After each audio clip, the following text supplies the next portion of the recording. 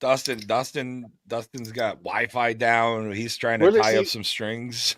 He doesn't live that far in the woods, does he? No, he's fine. He's only like he's 15 minutes from me. He's in Goffstown's got some good fucking shit going on over there. Yeah, Coco's out there doing baseball. baseball with his kids, which is fine. And you want to know what I just found out for this weekend? Sure. DW and I are roommates. Oh, he's gonna love that. Where you guys Well, staying? the Fairfield Inn in Vieira. Okay, lucky you. Yeah, we are. Um, Let me see here. Yeah, the Fairfield Inn Vieira over on Town Center Ave. I think that's right next to like that 7-Eleven. yeah, it's literally right behind the fields. Oh, fucking beautiful. So I can just Yeah. walk if I need to. No, If I you want to. can't walk, but it's like 3 minutes from the field. We're Yeah, like that's 25 perfect. minutes. So me and DW, gonna be roommates this weekend at the Hall of Fame duel. Looking forward to it. That'll be a good time. And you get Um, in late tomorrow night? yeah, I get in like 8:30. 8:30, I think Well, I land in Orlando, or 8 uh-huh. o'clock, something like that. And then, hey, we get going at 8 o'clock. I gotta figure out what Are time I'm you on the mic on Thursday. are you doing the stadium at 8 a.m.? Because that's when we're playing. I saw that. I'll be there. Actually, Uh-huh. no. I might. I got to look at. I want to look at the women's duel. I might go hang out with the women Uh-huh. early. I got to talk to Bernie and see what time they Yeah. are. Oh yeah, the women don't start till Friday. So No, yeah, yeah. yeah, so They're I'll be probably all hanging not out. getting there till Thursday night. Yeah, yeah. Why? I mean, unless you're nearby, but why wouldn't you Yeah. get there? God, I wish I was there right now. Dude, me too. Especially after the day We're, I fucking had. oh, see, you want to talk yesterday? Yeah. I thought I was going postal. Oh Jesus Literally. Christ! Already. Yeah. Oh man, it was just rough. It was a rough day. I mean, I finished my route at, I think like 4:50, Hmm. and I had to go do another half of a route. And I'm like, listen, I want to be back by 7:45. He's like, well, we need you to help. I said, I can't. Like, Crystal's got work. She's got to leave the house at 8:20. I Right. need to be back here at 7:45. He's like, oh, they got back like 9:30. Everybody. Really? Hmm. Jesus. Yeah, That's a I was fucking. like, You didn't realize how late some of dude, you male folk work. I pulled the fasting of all fastings yesterday. I What, you have a fucking fucking bag of peanuts in the morning and then some dude, fucking buffet I was late? like not paying attention. Drove by the place I stop every morning to get a sandwich. Hmm. Right to the post office. I didn't eat until like 8:30 at night when I got home.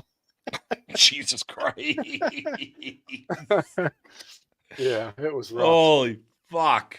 Hmm. Um, you know what though? Like I did when I was between some jobs, I was doing work with my father-in-law, doing like some remodeling and Yeah, and demolition. And man, like the days we didn't stop for lunch, I felt great.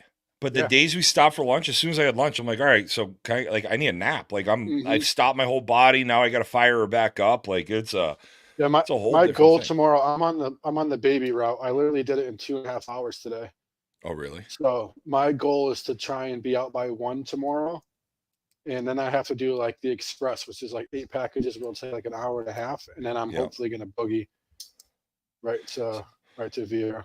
So hopefully be down in Vieira at like 7 o'clock Oh, I'm hoping to be there by 5.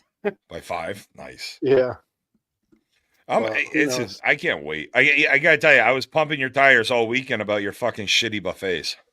dude? This buffet is it's it's not the greatest, but it's good for the fucking $15 you're gonna pay. I tell you what, like you go into Wawa, and by the time you Hmm. grab a chocolate milk, you grab a Sammy or whatever, you're already looking at $15. So might as well do a buffet, I guess. Dude, You've I cheated the system. I didn't even realize last year it was, I think it was either Friday or Saturday night. We finished late. We had Yeah. to be up at like 5 to get back to the field. I got like a drink from Wawa. Like you Yeah. order it. It was a fucking energy drink. Mm-hmm. And it had like an energy booster in it. I didn't go to sleep. My fucking eyes were dilated. I couldn't go to sleep. I don't drink energy drinks. So I'm like, I go there the next day and I look at the menu. I'm like, that's why this is a fucking energy booster. And they're like $5. Yeah. They're Uh, not fucking cheap, man. Like no. Although I do like going to the Wawa. I grab myself a cold brew, especially in the morning or midday, depending on where we're looking, and then I'll throw an extra shot or two in it, Yeah. and we'll make sure it's iced. And boy, does that keep you energized for a That few was the hours. best thing they did was put that Wawa right in that corner. Oh, I wish they had the fucking Wawa right in the complex. I know. Dude, the one down the street is opening probably within the next 2 months. I can't wait. 7 minutes from my house. How far is Buc-ee's from you? Buc-ee's there's one like an hour. The one I stop at is not like an hour and It's that one 40 south of minutes. you. Yeah. Mm-hmm. St. Augustine, I think there's one, but I stop at the one in Daytona Beach because that's about halfway. Okay. Yeah. Mm-hmm. That's about halfway for me. I grab a brisket sandwich, some Buc-ee chips, and a drink, and I go. I did the Buc-ee nuggets, the brisket sandwich, and a coffee and a cup of waters. Though when I was going down for the Challenge Cup, it was awesome. Dude, it's like I think it's a fad. Like the excitement excitement of Buc-ee's. Yeah, but I tell you what, if you've never been to Buc-ee's, you have to check it out. Yeah. Like you have to go. I saw Amber Boyer. I think she was out in Vegas. I think she had some Buc-ee socks on or something going on. She always has a good sock game anyway. Uh-huh. But yeah, it's gonna be gorgeous down there. Finally gonna be able to enjoy the Florida weather that you've been bitching about lately. It got hot this afternoon. Like I'm bringing 2 coolers, so I like cleaned them out and sprayed them down with the hose. Within like 6 minutes, they were dry. Really? That's how humid it got this afternoon. Yeah. Jesus Christ. Uh-huh. You know, when I started looking at it at the Sin City, when I was on for the Sin City Major this weekend, I started looking at the weather. I'm like, what are we looking at? I don't want to go to Florida. I don't want to have one of those cold April days. And I saw 78 to like 84. I said, the booth is going to be fucking perfect. Yeah. I bring a sweatshirt every time just because you never know. Late at night, it could get a little bit chilly. Yeah. Right now, it's probably, let's see what it is right now. But I'm a little northerner, so it's a little bit colder this way. And when that sun goes down and if that wind's whipping, like it tends to do in Vieira, like obviously. I mean, it's still 70 degrees out right now.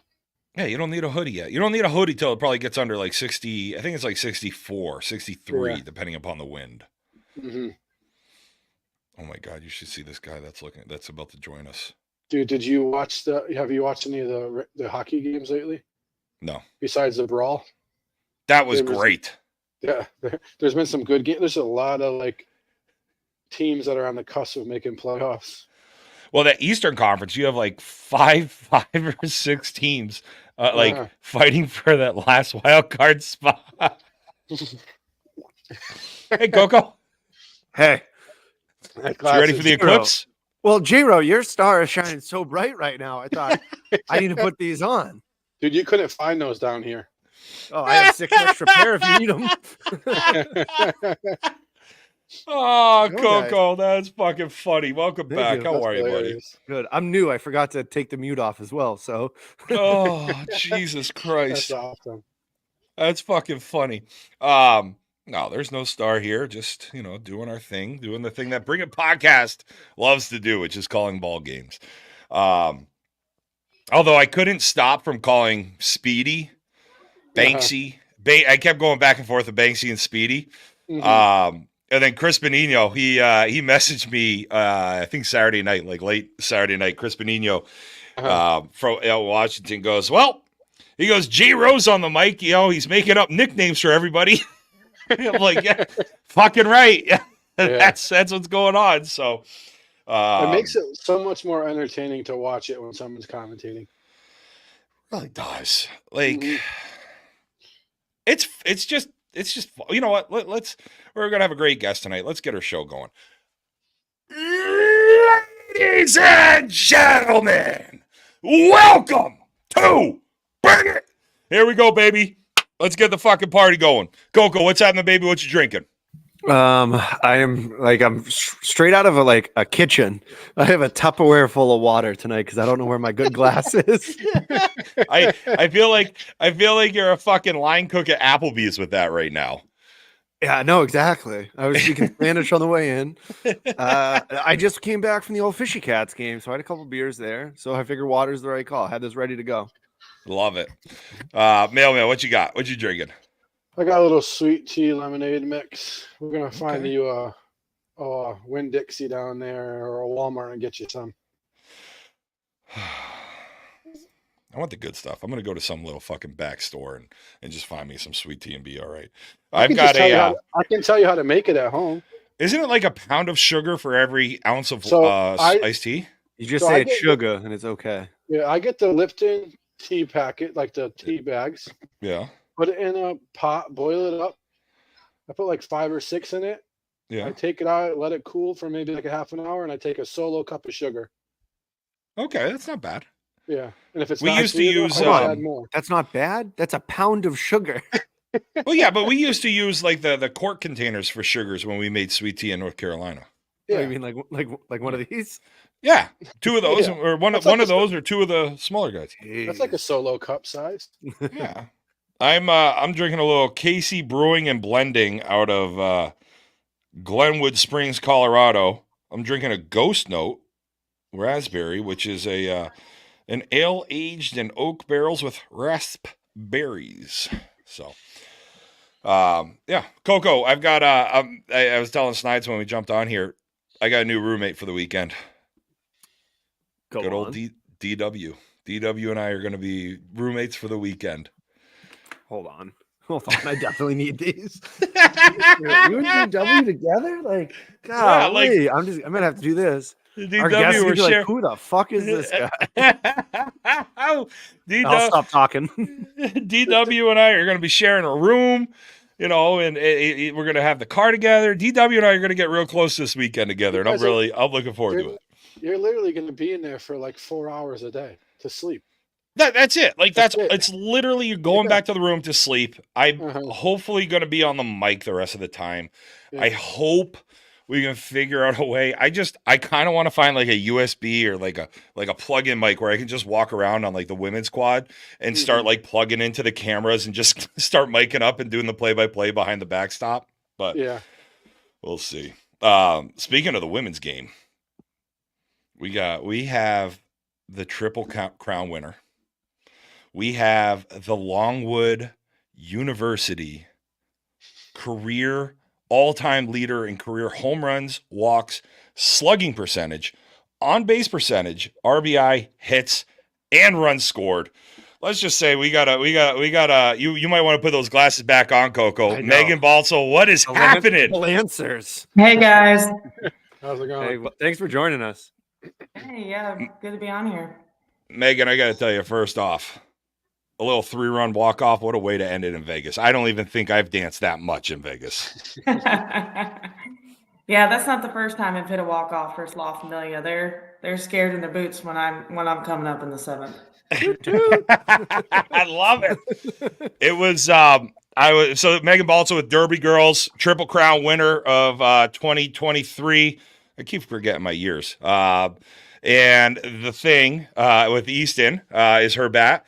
When I was calling the games, I was updating everybody on the women's side when I was doing the men's championship. Those 2 games between you and Monsta sounded and looked unbelievable. Like I kept watching. I'm like, I don't want to watch this men's game. I want to go to the women's side because that game looked unbelievable. J-Ro, those fields aren't close, so that's a lot of noise. Huh? The fields are not close to each other. So for them can you hear me? Yeah, I got you. Yeah, so the fields where they are at the park aren't close. So the really? Oh no, they're not close. There's like batting cages in a building and a soccer place in between the 2 fields. It was, but you guys had a hell of a championship over there. Like, yeah, all 3 games against La Familia, Monsta.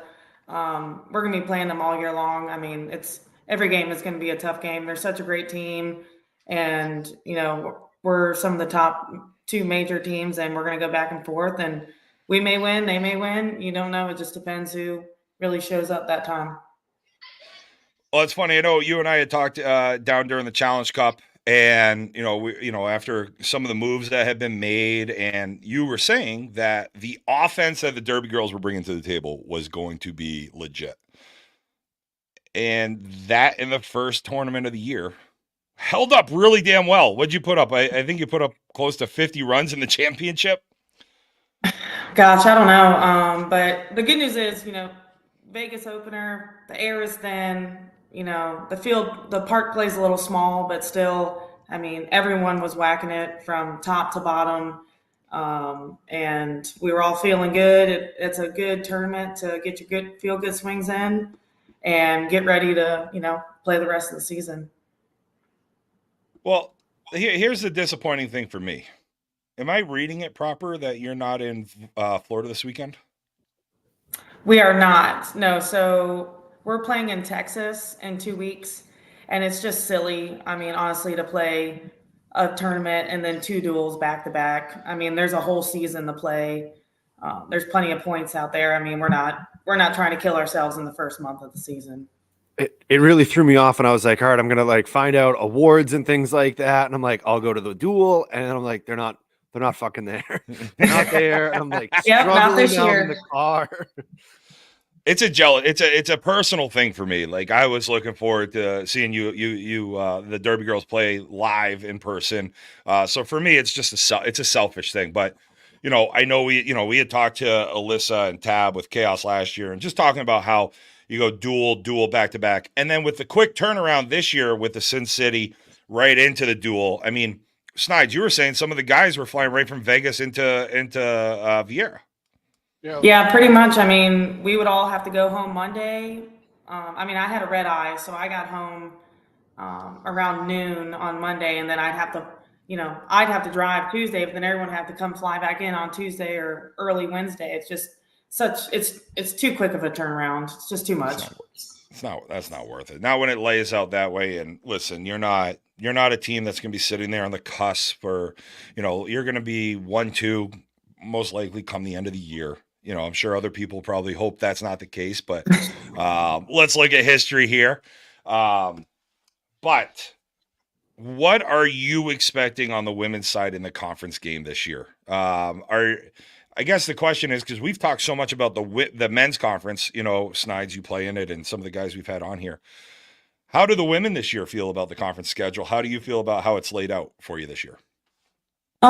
So it's here and there people kind of complain because there's a lot of West Coast tournaments, or there's not enough tournaments that people can drive to. But I mean, in all reality, it gives us a West Coast duel, a Midwest duel, Mid-East duel, East Coast duel. So everyone is able to at least get 2 to 3 duels in with only a little bit of travel. So I think it's good. We took out Myrtle Beach, which, is an expensive tournament to go to for everybody with a small airport. So that's always a fun tournament, but, we're taking that out. But, I mean, you still got Florida. We got Texas, Seattle. We throw Utah in there because we love to hit in Utah. The ball flies there. So every time we can go there, we're going. Coco, you might actually look like you could hit a ball out in Utah. Shut your mouth. I would still find a way. I've played in Vegas, so I do know the balls fly. But I mean, that's kind of what it sounds like. You like Vegas, you like Utah. People like hitting home runs. Don't take that away from us, J-Ro, right? Not everyone is gifted with your size, right? Megan, here's a question for you. And this is something we've talked about here. And listen, we get it's probably not the realistic. I was down in Charleston, South Carolina last weekend. Tennis. We're going into tennis. We're going to transition back to softball. In Charleston, they had the Charleston Open. It is the only women's only tennis tournament of the year. Every other tennis tournament is coupled with the men's. Could we do something like that on the women's side? And I guess if there would be interest for it, where would it have to be, and how could that happen? Man, I mean, you could if it would have to be somewhere central where you can get most to all the conference teams there. So it would be like somewhere in Georgia or, South Carolina, maybe Florida. Because there's, a lot of major teams and AA and A teams are, they like to come to the Southeast. But I mean, we don't expect much. We're just happy to play and compete, in the game that we love. So, I mean, would it be awesome to have a tournament like that? Absolutely. But no one really complains about not having one. It was fun to watch. I'd never watched tennis live. I'm not a huge tennis person. I enjoy betting on it. But that's about it. But it was more of, we've talked about it a lot here, especially where we have a handful of people up in this neck of the woods, in the Northeast. And it would be fun to kind of separate it. I've talked to Jen Naparetta about it, and it always talks about, we always talk about how the women's game can get more eyes on it, more exposure. I enjoy the game. I enjoy the women's side of the game so much more at times than the men's. And I think it would just be fun to put it on blast. And we talk about there's a big tournament up in Sherbrooke, Quebec called the PIF. They play on you would have an absolute field day up there. 255, 260 down the lines, 270 to straight away. And it's fun because, it's typically B and below players. A and below non-conference, non-major players, and it's fun to watch the women's game now transition to what the men come and watch as well. It becomes, you get these 1,000 people crowds, and it turns more into where the home run becomes a game. Obviously, in your games, it's very different. You, Ashley, I think in the championship game had 3 or 4 home runs combined. I think it just turns the game into a little different of an environment where. It's not just, all right, let's single here, single there. Now it turns into fast pitch. It turns into what we watch on ESPN in the fast pitch in the tournament, which everybody loves to watch. Not everybody can play. I think it was like, Megan, was it like 4 or 5 years ago when they had a tournament at Veer where they put the fences at 280 for you guys? So I think it was the first 3 World Series, the fences were at 290. Okay. Yeah. I remember that. Mm-hmm. But then they moved them back to 300. Yeah. Mm-hmm. How did you like it at 290 versus the 300? Oh, it was nice. It was really nice. The wind usually plays in my favor over at Space Coast. It's blowing out towards right. So 290 plus the wind, I'll take it. You just got to get a little flick in there and you're good to go. Yeah, just use the wrist. Just use it. I still can't hit it out in Vieiro. So. Give me 20 feet. Well, why move it back the 10 feet to go from 290 to 300? I'm sure we saw the home runs go up at the 290. So why move it back to the 300? I'm sure everybody enjoyed it with it being 10 feet closer. Yeah, I'm not sure. I don't know if they messed up when they first did it, and then they were just like, we'll just keep it there. And then we all I guess the coaches and whatever were like, can we just make it 300 like it is all year round? So then it just got moved back to 300. Oh, that's bullshit. You know what I'm going to do? The next time there's those temp fences up at the stadium for the women's games, I'm just going to start running around like, when DW is asleep, I'll shoot over to the stadium. Just push them forward. Yeah, I'll push them in about 10 feet and we'll be good. Maybe 15 and we'll be like, holy shit, there's 40 home runs this tournament. Those things that'll help our outfield a lot. Those things aren't fun to move. We had to move those for our video shoot in February.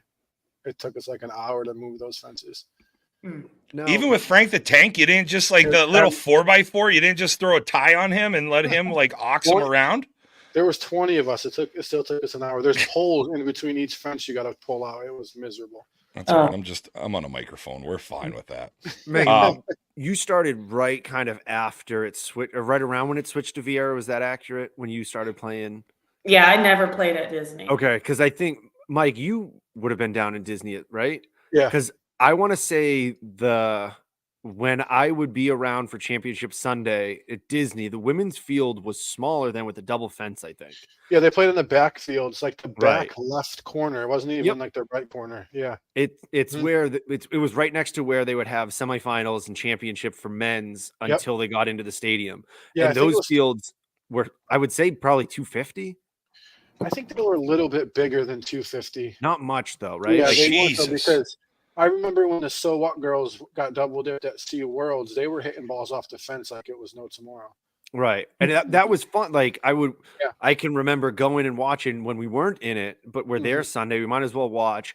And it was like, all right, let's watch the team that we played earlier in the tournament. But then, no, you know what? These women are hitting the shit out of the ball and like just turning around. The game was fast. Everything was moving. They're loud. We've always talked about how much we enjoy just the spirit that's at a women's game compared to the men's game. And it was, I feel like just bringing them in a little bit would be awesome. It just adds so much more to the game. It's like the opposite of the men. You want to move the bases back and the fences back for the men. The women, you want to move them in and make it a little bit more offense. No, I don't want to watch you run any more than I have to, for crying out loud. I was going to say, J-Ro is not hoping for the bases to be moved back. He plays first base and has to run sometimes. None of that is beneficial to him. No, I dance. I dance behind the plate when I'm catching. I found catcher to be the best position available. I went from catching to having to play infield this weekend, so I might have to play outfield a little bit. Oh, God, I really hope I have some of your games then. I can't wait to trash you on the feed. Yeah, 3 dudes not be able to come last minute. Megan, we got to talk about your 2023. OBP 793, 72 points ahead of the next woman below you, Alicia Schreiner. RBIs 181, 20 ribbies higher than the next, which was your teammate, Fianna. And then home runs, 55 home runs, which was 14 higher than Alyssa. I don't know how to spell domination without Grammarly, but that sure as hell looks like it. Like, what a year you had in 23. Yeah, and honestly, what a lot of people don't know is a very up and down season for me. I actually found out after Vegas that I broke my hand. I was playing with a broken hand for probably, I don't know, 5 or 6 months, and I was swinging and it was hurting really bad. So I actually took 2 tournaments off, got my surgery, and was playing, once it was healed, it was good to go. But like the first 2 tournaments, I was in a lot of pain after the Florida duel. I was like, I need my surgery ASAP. So came back from that and just rolled all year, stayed confident with, what I've trained to do. And, I have a great team behind me that, helps with getting on base so I can get those RBIs. And, it was a good season. I'm not gonna lie. I was feeling pretty good. Yeah, it's okay to, if you're not going to pump the tires when we're talking about that kind of a hell of a year, we're going to do it for you for sure. And doing it with a broken hand is stupid. I'm just a little disappointed you only had 6 triples, really. Like, you couldn't out another 1 or 2 with a broken hand. Yeah, should have had to get my legs running. I had to take a little break at second. Can't do too much. The hand's a long way from the heart, right? Yeah.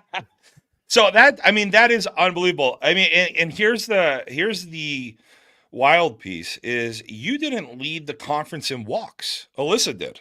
I'm actually a little surprised to see that, in the sense of the prowess you had. But like you said, you have that lineup around you. Looking at it this weekend, Fianna and then Ashley behind you. Like, it's tough to walk you when you have those types of batters behind you as well. Yep, and I'm leadoff, so yeah. I mean, how many pitchers really want to start the game off with a walk, or we turn over the lineup, and I usually have 1 or 2 people already on base. You don't want to get bases loaded for Fee because she's going to do the exact same thing that I'm going to do, and if you walk Fee, Ashley's going to do the same thing, and then we have Nicole. Our whole lineup is dangerous. I'll take them over anybody. That's a fun spot to be in, though. It's a fun place to hit, and but the other side of it is, I don't know if I want to say the pressure point of it, but when you get up in those situations, you're capitalizing on it, and mentally, I find that to be almost more impressive because there are more opportunities for you to get up in those types of situations and maybe roll something over with people on base. What are you doing? I know you're hitting a lot, you see it. What are you doing to prepare for the weekends? What does your BP routine look like? How much are you hitting? Are you doing live tee work? What's up? So, I work for Rawlings, East of Mike and Worth full time. So I'm, always around softball bats. I'm around gloves, whatever. But I actually have Greg Cannell, who lives a mile down the road from me. So whenever we get a chance to hit, tough BP partner. Right. You're talking about hitting with the best, one of the best, if not the best hitter of all time in slow pitch. So when I get to hit with him, if it's once a week or twice a week, I feel like I get better every time I hit with him. But other than that, I work out, I get my cardio in, I stretch, making sure my muscles and joints are ready to go for, 7 to our duels that are 12 games. So I have to be, my body's got to be ready. And honestly, like I've told myself the past 2 years that when I come up to the box, I just need to just relax, chill, take a deep breath. The ball's coming 10 miles an hour at me. I mean, it can only do so much. So, well, and there's the thing when you're in the box, what type of thought process do you have coming up? You're relaxed. Are you looking until you get a strike? Are you looking for your pitch that you can drive, whatever the situation is, trying to do what you want with it? Or are you just going up there with that first pitch you see that is in your wheelhouse, you're just attacking it? What's your thought process? Yeah, I mean, what everyone always tells me, if anything looks that's similar to a strike, then I get my hands at it, it's going to go. So if I'm swinging something similar, as long as it's not going to, land short and, it's coming, hip high, chest high, whatever, and I get my hands out at it, it's going to go. I've trained my swing enough that short pitches are not it. And, anything I can drive, I'm going to go at it. What ounce bat do you swing? So right now I'm swinging a 27 half ounce, the Greg Cannell Resmondo. The all blue one? Yep. And I also have a 28 Resmondo too. Yeah, I love this. She makes me a Sally. I swing a 25 and a 26. That's what I was just going to say. This is now what we have. We had Danny on 2 weeks ago. And she's out there was swinging a 28, swinging a 27 every day. I think I'm the only one on this podcast that swings a 27. Everybody else is like, I mean, the guys around here, they're like, oh, 26 is too heavy. I want a 25. And it's, you're speaking to the women of the game. They're like, yeah, 27's awesome. It feels like my fast pitch bat, right? Like that's a lot of it. Feels like your fast pitch bat. And that's crazy. I love that. Snides. Not everyone gets to come straight from Division I, fast pitch softball straight into women's majors. That seems fair that you're using the same bat. Yeah. Well, how about those Lancers this year making the tournament? Oh yeah, it's always awesome to see my alma mater succeed in any sport, and it was cool to see them. Unfortunately, they had to go against Houston, which it is what it is, but it's always awesome that they get to be there and experience that, because coming from a small Division I, we made regionals twice. Unfortunately, we had to go to Tennessee twice, but to actually go there and experience, something that, a lot of people don't get to do, it's awesome. Well, and that's the thing. Like it's going to the regionals, playing at the Division I level, first off, is more than 98% of the people are ever going to do. So, and then going out there and setting the records like you did in your collegiate career is just like, I'm looking at this, like senior year, 417, 27, home runs. Like it's just, have these records been touched at Longwood? No. And love that. Let's go.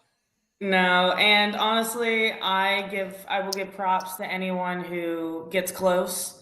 But I honestly went there knowing, I was like, after my sophomore All-American season when I hit 30, I was like, you know what?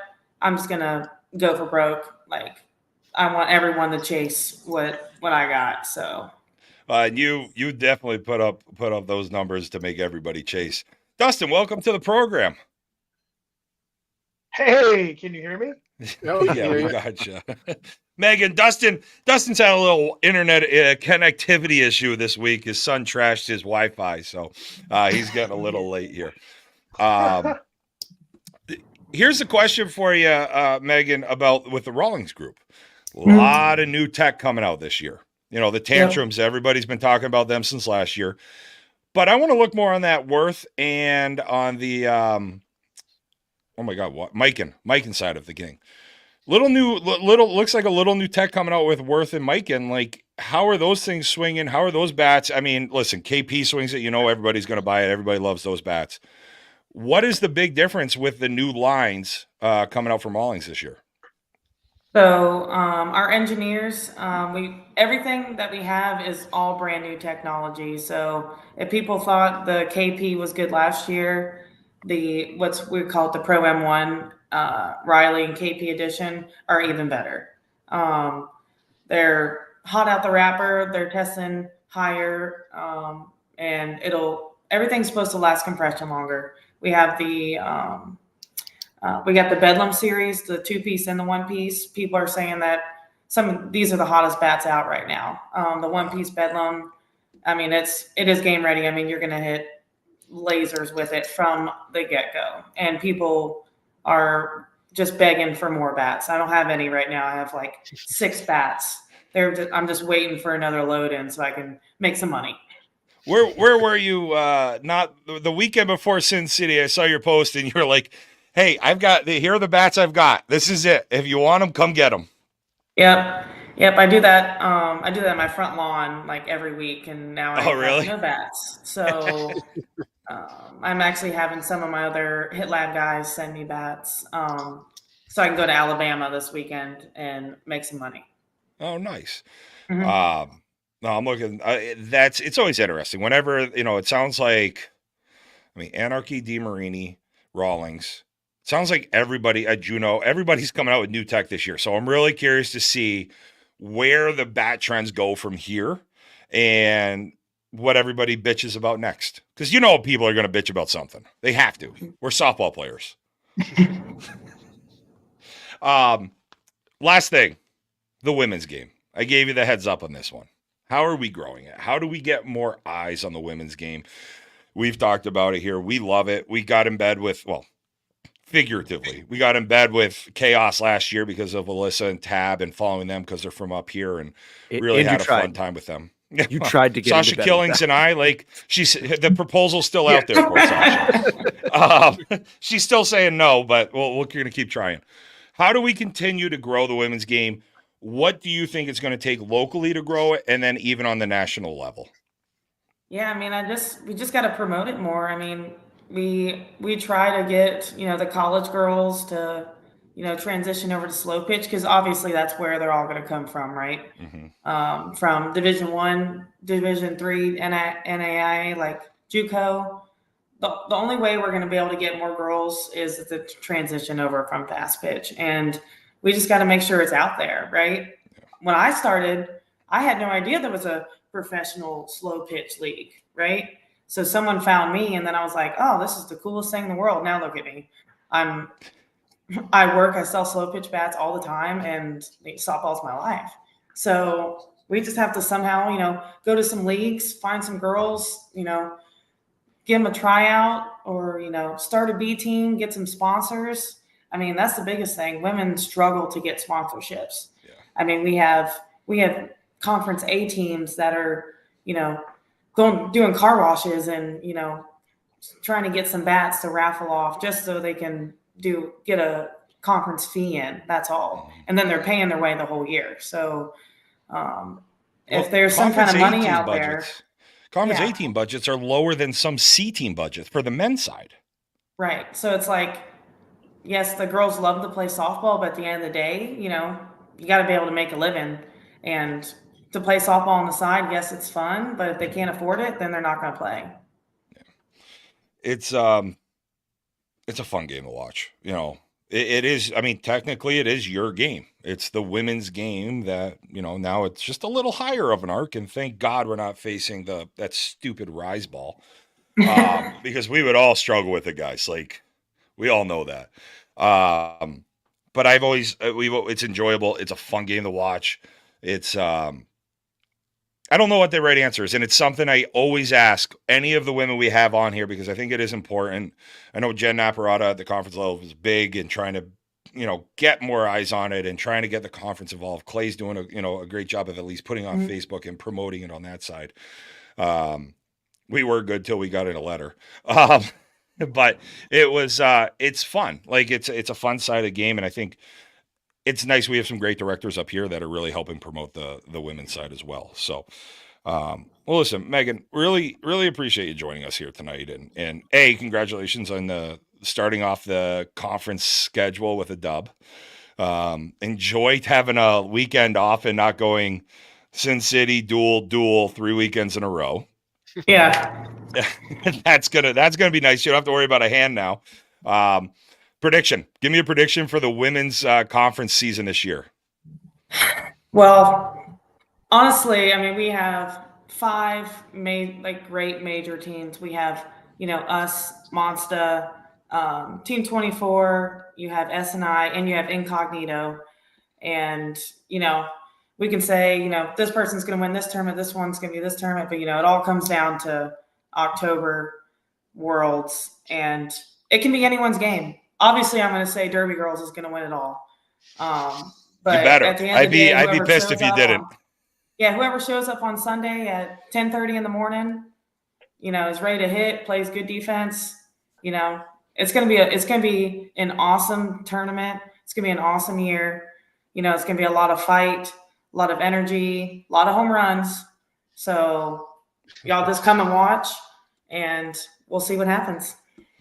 Well, that is perfect. Well, Megan, really appreciate you joining us here tonight. And thanks for always taking a little bit of time to deal with my nonsense down in Vieira and stopping by to chat with you. So good luck. Thanks for having me, guys. I appreciate it. Absolutely. Thanks for coming. Have fun in Alabama, and we'll see you at a duel soon or somewhere around. All right. Sounds good. Y'all have a good one. All right, thanks, Megan. Bye-bye. That's great. Great to get the Triple Crown winner 2023. Also, those Longwood stats of hers. Jared, I forgot to ask her.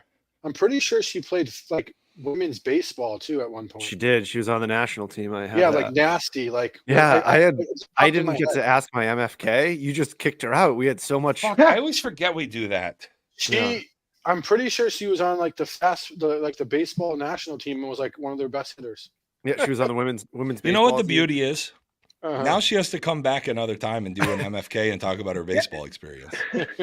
I don't bring a Dustin. Go often. She misses you have somewhere to be, bud? What's going on? What's going on? Well, I don't know. I just I get all jacked up and I popped in. Yeah. Oh my That's God. mine. Yeah. Who's this handsome devil? He told her half an hour, and that's it. He is keeping to that schedule. Yeah. Oh my goodness. Hey, listen, I respect people's times. No, I'm drinking an ale aged in oak barrels with raspberries out of Glenwood Springs, Colorado. I thought it was wine too when he was drinking it. Maybe it's just the glass. Well, I'm still having a fucking anxiety attack. Yeah. Maybe some night we'll have to have a wine night. It looks like an Able glass. Good luck. Man, it is. Good luck, guys. I'm gonna have prosecco. I'm gonna have a hangover the next morning. Oh, I'll fall asleep. Some Riesling. I'll start the wine night after I'm done this beer. Jesus. Do a nice red. You just lick that whole shaft there, bud. Yeah. No. So what have we gone over? What did I miss? Nothing. You missed Megan. Nothing, we waited for you. Just Megan, yeah. Oh, Yeah. Look at that. Yeah. You missed the Triple Crown winner of 2023. Megan hit a 3-run walk-off home run in the bottom of the 7th to win the Sin City Major in the if game. I saw the post that you had made. So did you ask or did you see how Snide said that those fields are smaller. Did that make a difference in the women's side? What was Wrigley? Hold on, let me pull up Wrigley real quick. I think it's around. Like I think it's around the same dimensions, but the balls just fly there. I watched a couple of the condensed games and they were crazy because I tried to watch on USSSAlive.com today, but the player was not working very well. I paid $15. I was like, oh, I'm gonna go watch J-Ro announce this. I couldn't turn the volume. I couldn't touch the volume. I couldn't touch fast forward, and they just streamed the entire time. It was a rough viewing this week. I had some technical difficulties, and the ads were playing in the middle of innings. They've done that, and they do that in all of the tournaments. Yeah. I mean, what's going on here? You know, it's $15. They have your internet. I don't know. You got it from Chad. They got it from you. Jero's the one that's spinning. I'm seeing Jero. It's not my internet.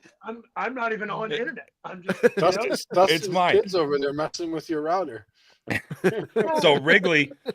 Oh, you know why? Because I just got a MacBook update.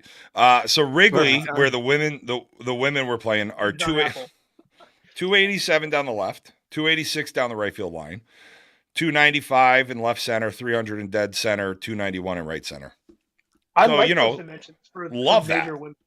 Yeah. Fuck yeah. And I think they're using a few extra home runs. I think they're using the women's. I don't know. They used the Pro M this week, and they didn't use the hardcore. But I'm telling you, the men's side at Fenway, right field. That looks stupid. Oh, it's a joke. You flick it, it's gone. Yeah, but it's tiny too. Look at it. Small. So 256 down right. Like backside. Guys going backside and it was just bouncing off the fucking. The fence is 3 feet high. Yeah. Anything over that 3-foot fence is a homer. I'm going to be honest. The one of the times I went out there, the tournament had just fields open during it, and we just had a home run derby as an E team, and we were able to just hit balls out of those, like out of the park. Yeah, it was cold. It's the mountains. The balls just fly, and it was. I'm sorry. Question for both of you guys: is it like a harder turf?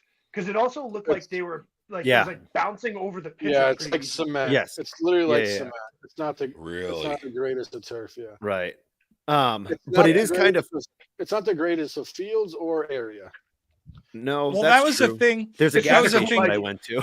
We saw it a lot on the beginning of the feed. Like a lot of people, a lot of the right-handed batter's box in the front. A lot of guys were getting sniped coming out. I want to tell you, I must have seen 20 guys get sniped coming out of the right-handed batter's box. So I heard there was new turf laid down in the batter's box, and where it met was where everyone was stepping. Yep, you can see it. You can see it. That makes sense. Maybe there should have been an extra bat there too.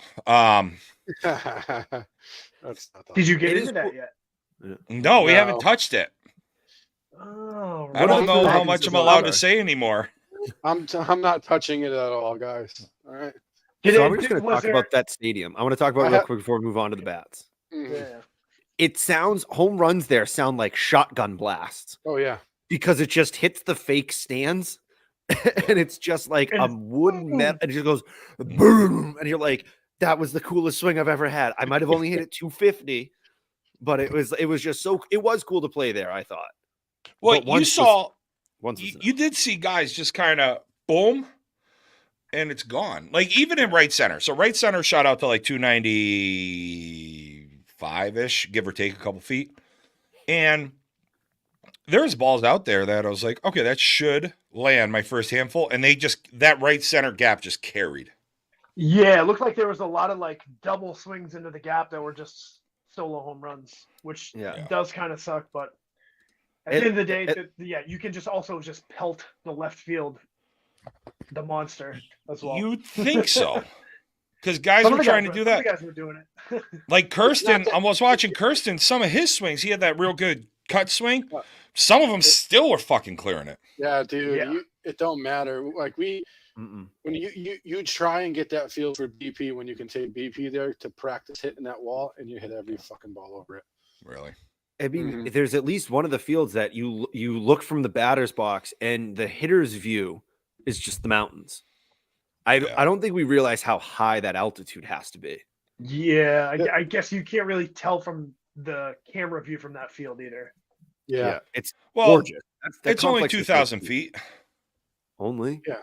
Yeah. But it's only 2,000 feet. I was seeing it was 50 degrees though.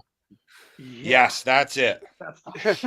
2,000 feet and 50 degrees. And it's been that both times I played there. Yeah. We're 210 feet here in Manchester, New Hampshire. It's pretty close. Snyder is minus fucking 15 feet. Using hardcore balls and shavers in league. When we went to Utah a couple of years ago, it was crazy, dude. Yeah, I remember talking to Wally about that. Yeah. It was nuts. But yeah, the game I saw, there were guys that were like just barely swinging, just like tapping it through the middle, just because like, you know what I mean? Like, it looked. I think one odd. game. Some of the swings. I think one game we hit our 14 homers in the first 2 innings, and we weren't even trying to. Oh my goodness! Yeah. That happened a couple times this weekend. I gotta tell you, first off, thanks to Speedy Raw Banks for throwing one of the feeds up on his social, and then John Kings for giving us a little shout out. So thanks to those boys. I wonder if he's going to be there this weekend. He usually comes to the duel. I'm sure. I hope so. I hope to see him again. This time, hopefully, get a chance to talk to him instead of just a quick "What's up" in the booth. Dustin, I found my new favorite player in all of softball. Who is she? Justin Lutheran. Okay, why is this? He plays with LSR. He's their left fielder. This guy is the epitome of hustle cologne, and I think he's going to break his back every fucking swing. Like this guy is like a Mormon because he doesn't get fucking cheated. Like he is. You want to know a secret about him? You could put every single fielder on the left side of the infield. He ain't fucking sniffing the right side. You throw that bitch in the left-handed batter's box, he's still hitting that thing to the left side. Well, what I loved about him was he would roll one over into short, and he's out there like he's racing Usain Bolt. Like I fucking love this guy. In 2020, we're in the semifinals of the AA Worlds against Sports Reach. We have 4 homers left, bottom 7. He's up with the winning run on first base. He goes, says to me and Fife, "Hey guys, I think I'm going to go backside here." We looked at him. He said, "You've gone backside your whole entire career. Hit it out." This is the time I'm going to mix in a backside swing for the first time in 15 years. Oh, dude, we were dying laughing at him. But yeah, no, I fucking like. You know, you look at these guys. I was saying to Snides to start the show. It's like you talk about these guys that just hustle and they do everything fucking hard. Holy shit. My back hurt watching him swing. I think I yelled it on a stream when he hit a double or a single in the left and stretching into a double. I fucking yelled. I love this guy. So Dustin would try to watch it, but he can't fast forward to get there. Yeah, you can't find it on USSSAlive.com. Hey, let me work on. I got the dashboard up here. Let me work on it. Let me see what I can get for you. If you know anyone that can make those games, the website better, that would be helpful for people who pay the $15 per month. It was rough on my end too, a little bit. I wish. I mean, sometimes on even on the Amazon Fire Stick when you're doing it on your TV, it doesn't. It stops playing. Oh, that was fucking happening to me. Like I'm sitting here and like, so it's the same setup we got here. Like I have it on another screen. Yeah. And I'm just like, oh, this is fun. One point, fucking Chris Benito and Sam Cloutier, they're like, oh, cool. There you are. Because I pulled down the feed to restretch it. I'm just sitting there. I'm like, oh, thank God I wasn't fucking picking my nose. Fuck. That's why your drinking would change that break. I still think they should have you in the corner. Yeah, like that dude who's illegally streaming the games and not getting. Not illegally. Which dude? Oh. Nope. Talk to him. We're not dude. Well, okay. You want to? I don't care. Everybody knows who he is.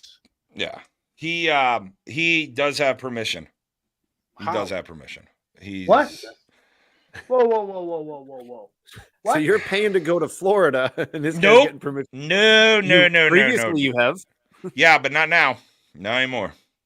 That's going to happen now. We're never going to get it back. I'm a professional. Yeah, also, why can't we stream it on ours? We have there's got to be something going on in the back, but just wait till after this.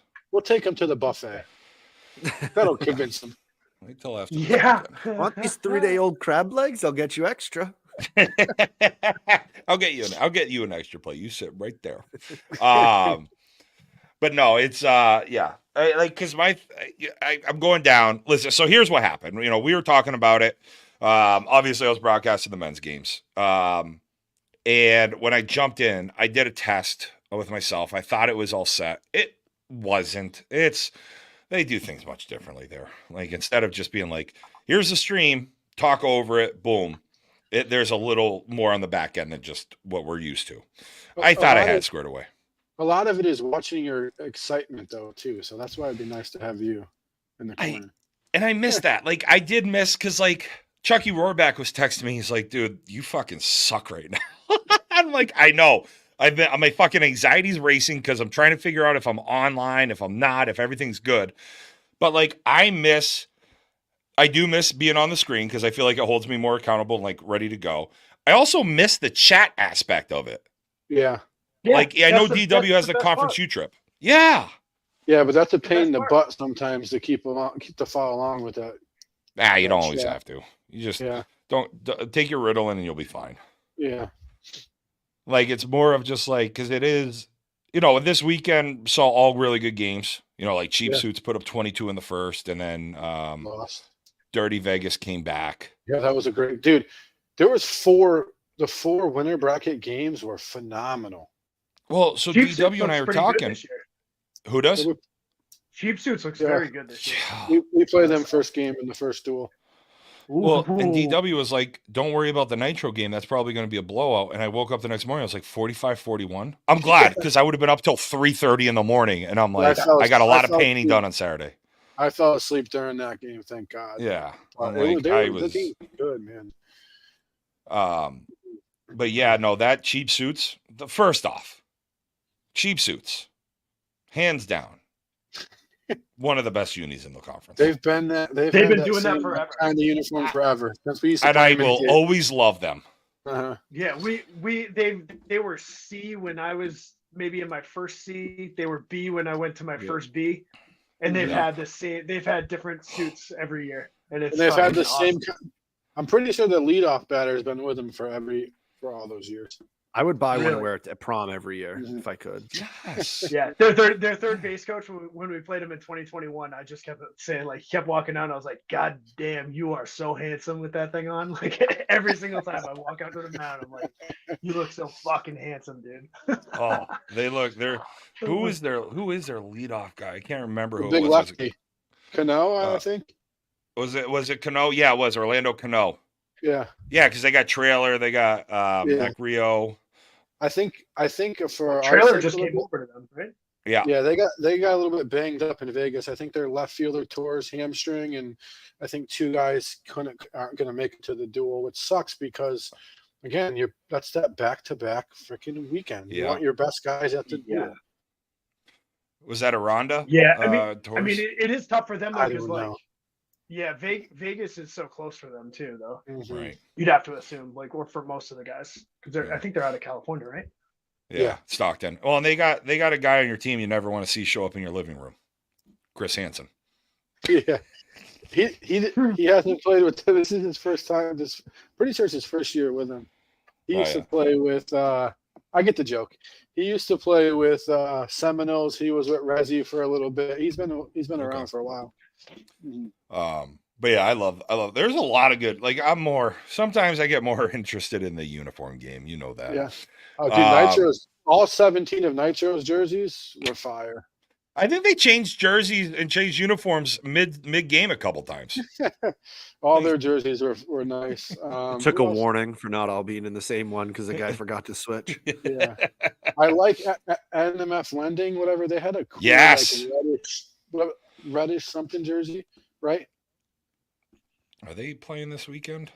No, I don't think they usually don't go to the duel. Who is that? Where Jonathan Sierra is? I don't know if he's playing with them this year. That's who he played with last year. Who was he? This Jonathan Sierra. He fucking gunned out Dante Broom at second. Mm-hmm. Broom, I think, pulled up 3 feet, and Broom's fast. Who's a center fielder for Beaches? Beaches now, yeah. He used to be a Bay Area.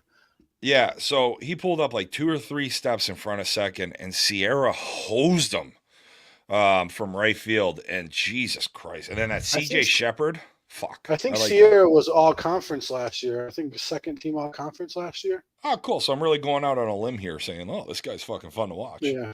Uh-huh. Fucking rookie. He started like a couple of years ago playing on a C team. I think he was on a B team. was part of like I think it was part of a merger to play AA, and then like fell apart, and then he ended up with those guys. He kills the ball. Yeah, he does. When I'm looking, our boys Schleybaugh Towing are going to be down there. I'm looking forward to seeing how they do in the conference this year. Conference, what are they? Conference B. They're B. Yeah. They're opening up with the defending A world champs now playing AA straight play. Yeah. And then they got straight play at 8:00 on Red Rawlings. And then good. No, go ahead, D. I was just gonna say, because you were talking about their first round matchup. This all goes off of last year's conference. The first duel goes off your points. The second duel is random from previous year, and then the second one's random. Okay. Yeah. It says I didn't know this. Rippy told me today. It says in like the conference packet how they do the second duel. But so how do they do it? Okay. I don't know. I don't remember. Packet. Oh, I don't know. Be a great fucking co-host here. Sick help. It was that interesting. It's too much math in for me. So I bring MFK. You talk about the conference. Dustin talks about being good, and J-Ro is everything else. We have one job each. I'm bullshitting announcing now. There you go. You know who I'm looking forward to seeing play again? I'm just kind of looking, and it's because with the Seminoles, I'm loving speed this year because I'll never have it. Samori Collier with the Seminoles. I love watching these fast guys play, like Banksy or Speedy, whatever the fuck you want to call him. I'm loving like Lutheran. That dude's fast as lightning, bro. Collier? Oh, dude. Stop. Dustin, he played ASA on that Oklahoma team. Skinny lefty. He played outfield. Which one did we play? We didn't play him, but he was there. Oh yeah. I would love to see him and Speedy in a race. He's faster. He's way faster. Holy fuck, those two are awesome. But this is going to be great. The men's side, and listen, I'm looking forward to seeing what's going on the women's side. Obviously, I'm going to go check out our Chaos Ladies. It's a new team. I can't believe we're starting at 8 a.m. with it being so like less of a teams this year. We were talking about it. We thought we were going to maybe start at like 11 o'clock on Thursday. Because last year, it's the E-team treatment you're getting. There's 12 less games. When we started at 9:30 last year. There's really, what, I feel like we had a play, and we were a B team, and I think we started at like 1 on Thursday. Like you was sometime in the afternoon. Yeah. See, I thought when I looked back the other day, it was like 9:30 start in the first duel. It's a struggle bus right now. Yeah, and you can't hit. The problem is you can't even hit like. I'm not a big BP person, anyways, but you can't hit BP on Thursday morning because if you got to be there to test bats at 7, the sun don't come up till 6:50. Yeah, that's kind of tough. If only there were cages. There is, but you got to beat everybody there. But I mean, the one when it used to have that like 6 or 8 of them or whatever, 8 to 10, they just never put them back up. I feel like netting can't cost that much. Guys, we had a hurricane 6 years ago. The hurricane took it out, and then they were like, "Nah, it's a fucking." I think it was insurance wise why they didn't put that back up. Oh, do want to really up the insurance? Yeah. Do want to make a quick little. Want to say give our condolences out to Joel with Thunder with his father passing. So you'll see that 7-0. Yeah. But you know Joel's they father were not. passed Yeah, away. they backed out today after all that. They all decided they weren't going to go for Joel. Yeah. Which is tough, which is unfortunate, and fuck softball. Like it's just I was interested. I was looking forward to watch them play. I mean, they got some young kids that are really good. Yeah, I'm really looking forward to them. Good. I mean, Vandy's gonna. I'm gonna tell you guys now. If he makes it this year with them guys the whole year, maybe just because of Joel and them, but that dude's ready. He's not gonna be in. Yeah, he's not gonna be in B for very long. He went to the Trip Roth with those guys, and he made 2 outs. Yeah. And then he got added to the Futures team. Yeah. What? He made the Futures team. Vandy's on the Futures team. Alyssa's on the Futures team. Yes. Fuck, let's go. Representing the area. Vandy is just dumb enough to not realize how good he is and like how nasty he's going to be when he keeps playing. Just dumb enough. Dude, my favorite softball story ever. I've been playing softball for 20 years now.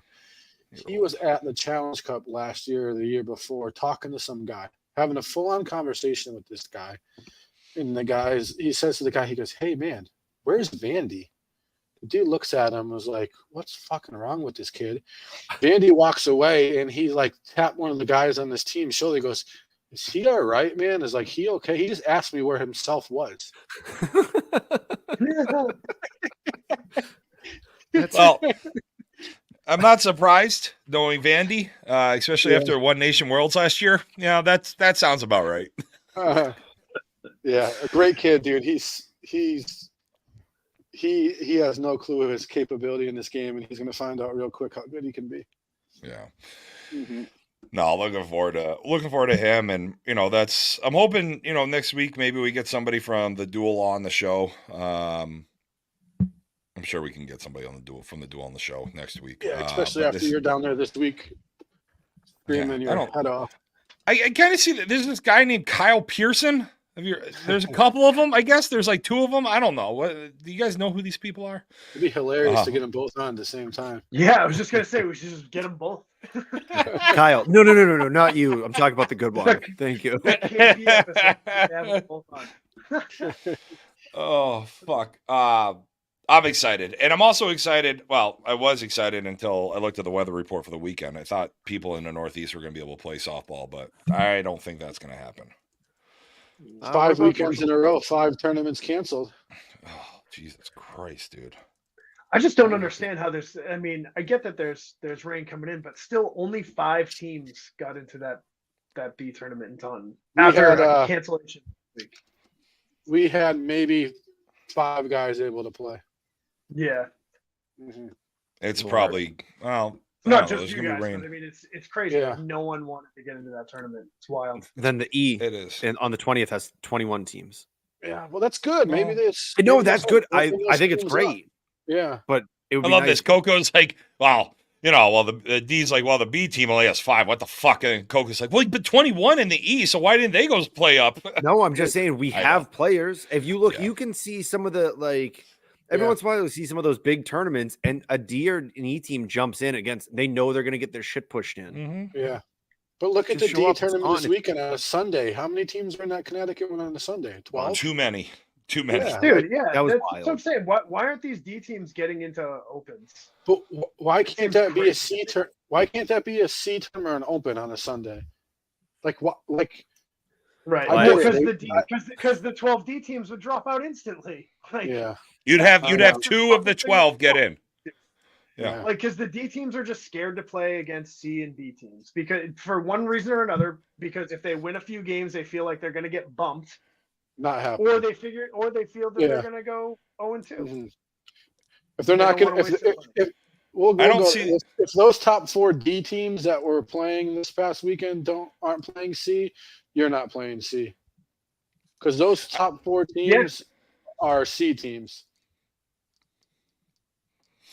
I can see that. I can see the argue with me or be mad at me that I'm kind of calling you guys out, but LSA, whatever the heck they are, Bobby's team, they were second in the Nationals to the Titans last year, and just missed a bump at Worlds. Yeah. Right. Yeah. Murderers Row has been playing. I feel like, Murderers Row. That should be C. Good C team. That Spartans team with A, B, and Tyler. Those guys have all played C. I would say that out of all of them, and I told you this earlier in the week, that out of all of them is a legit D team.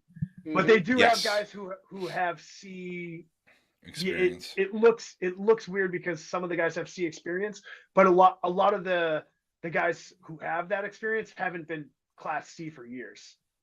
Yeah, they're D elite or D now. But I mean, I get what you're saying. Those teams should be in the C tournaments. Those D teams are going to beat C teams. Yeah, for sure. Mm-hmm. For sure. 100% upper tournaments. Yeah. Do you think it's because people want to win a D tournament over going 2-2, 1-2, 0-2 in a C tournament? You know what it is? I don't care. We had a guy quit this week because he wants to play with his boys. That's why. I also think that there's just way too many fucking tournaments. Yeah. I think cannibalizing themselves. everywhere. You can find a DNIT on Saturday and Sunday everywhere in the Northeast. If you want to drive weekend. 3 hours, you're playing in a D tournament, tournament. Yeah. Like it sucks because there's the ability to have that CB tournaments in the Northeast because of how many C teams and the couple B teams there are. But I'm not hating on directors. That's how they make their money on these lower teams because they film. 10 minutes. Yeah. Look what Manning said about Enfield. They fill those tournaments in fucking 6 minutes. That Enfield tournament sold out. Yeah, and it's in June. Yep, June 17th or something. Yeah. It's crazy, man. June 15th. It's the weekend I'm due. So D, I'm with you.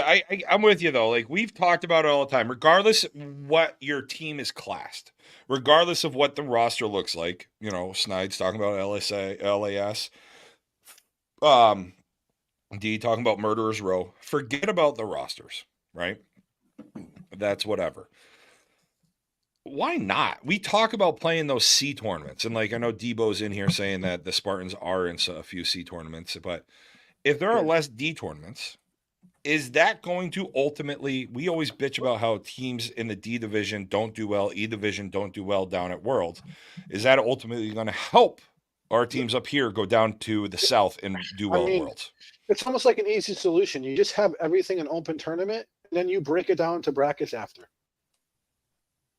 Oh, so you're saying go pool, so go pool play. So Rebels there, hypothetically, Rebels there, National Gold's there, fucking A&D's there. So you have a conference, whatever, all these different teams. You play in a pool like Firecracker used to be, and then you break into how JB had it at the Plex 2 weekends ago. Right, or if you give them the option, if you're a D team and you go 2-0 and you beat the C and B teams and you want to play in the upper single elimination tournament, you can. Mm-hmm. You know what I mean? That's how you get better. You don't get better playing the same fucking teams every weekend and playing the same level. You have to play up. Yeah, but I get it. I get it, but who cares, man? That's what league is for. League is for playing with your buddies and having fun. Devil's advocate here, you have the Titans who played 4 games above their class and they won Worlds last year. Yeah, but the Titans they were an E team to a D team, a D team to a C team. They're doing it right. Right, but they didn't play up, is what he said. Historically, just didn't play up. You know what I mean? So they learned the game and then they moved up, and now they're fine. Now right now they're in a really good spot in the C division. I mean, they played a lot more than the other teams. But how many when they went from E to D, how many major changes did they make to their team? I don't think any. I think one. They made one pick. And then this year going from D to C, how many major changes did they make to their team? 2?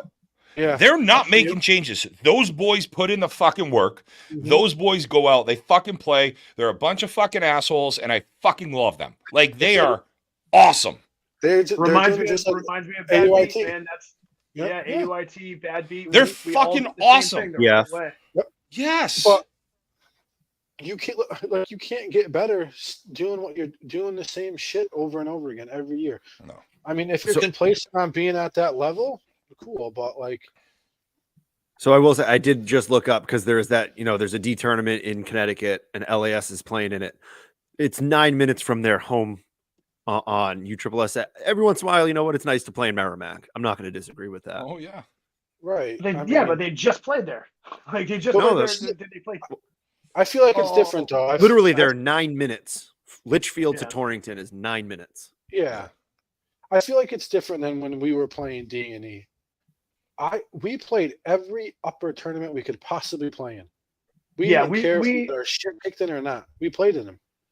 Yeah, we played in the local ones, and we would go as far as ton. We never went to the Plex. I don't think for the shootout or anything, but we played in the Firecracker. Mm-hmm. But I mean, we also playing in those tournaments. I mean, we were 1-1 against B teams as a D team. We had a winning record against C teams as a D team because you have to actually go and play the games. What? You know what I mean? It's weird, but you go and you play. And sometimes you win because the ball's coming in underhand, and don't be afraid because you think that there's one other guy has a letter that's different than you, that it's going to make that big of a difference. We played the Northeast Shootout Major, whatever you want to call it, every year. As a D team one year, we came in 5th fucking place. 5th. We beat 2 Conference A teams. There's no better feeling than going out there and being immediately, everyone's like, oh, we're gonna run there, we're just gonna fucking push this team's shit in. And then you go out and you fucking win that game. That's the game that you want to win. Out of all the games, I'd rather beat a team that should never win and beat a team that should win. We were playing bullshippers out of, I don't remember where they were out of at that point, Delaware or somewhere.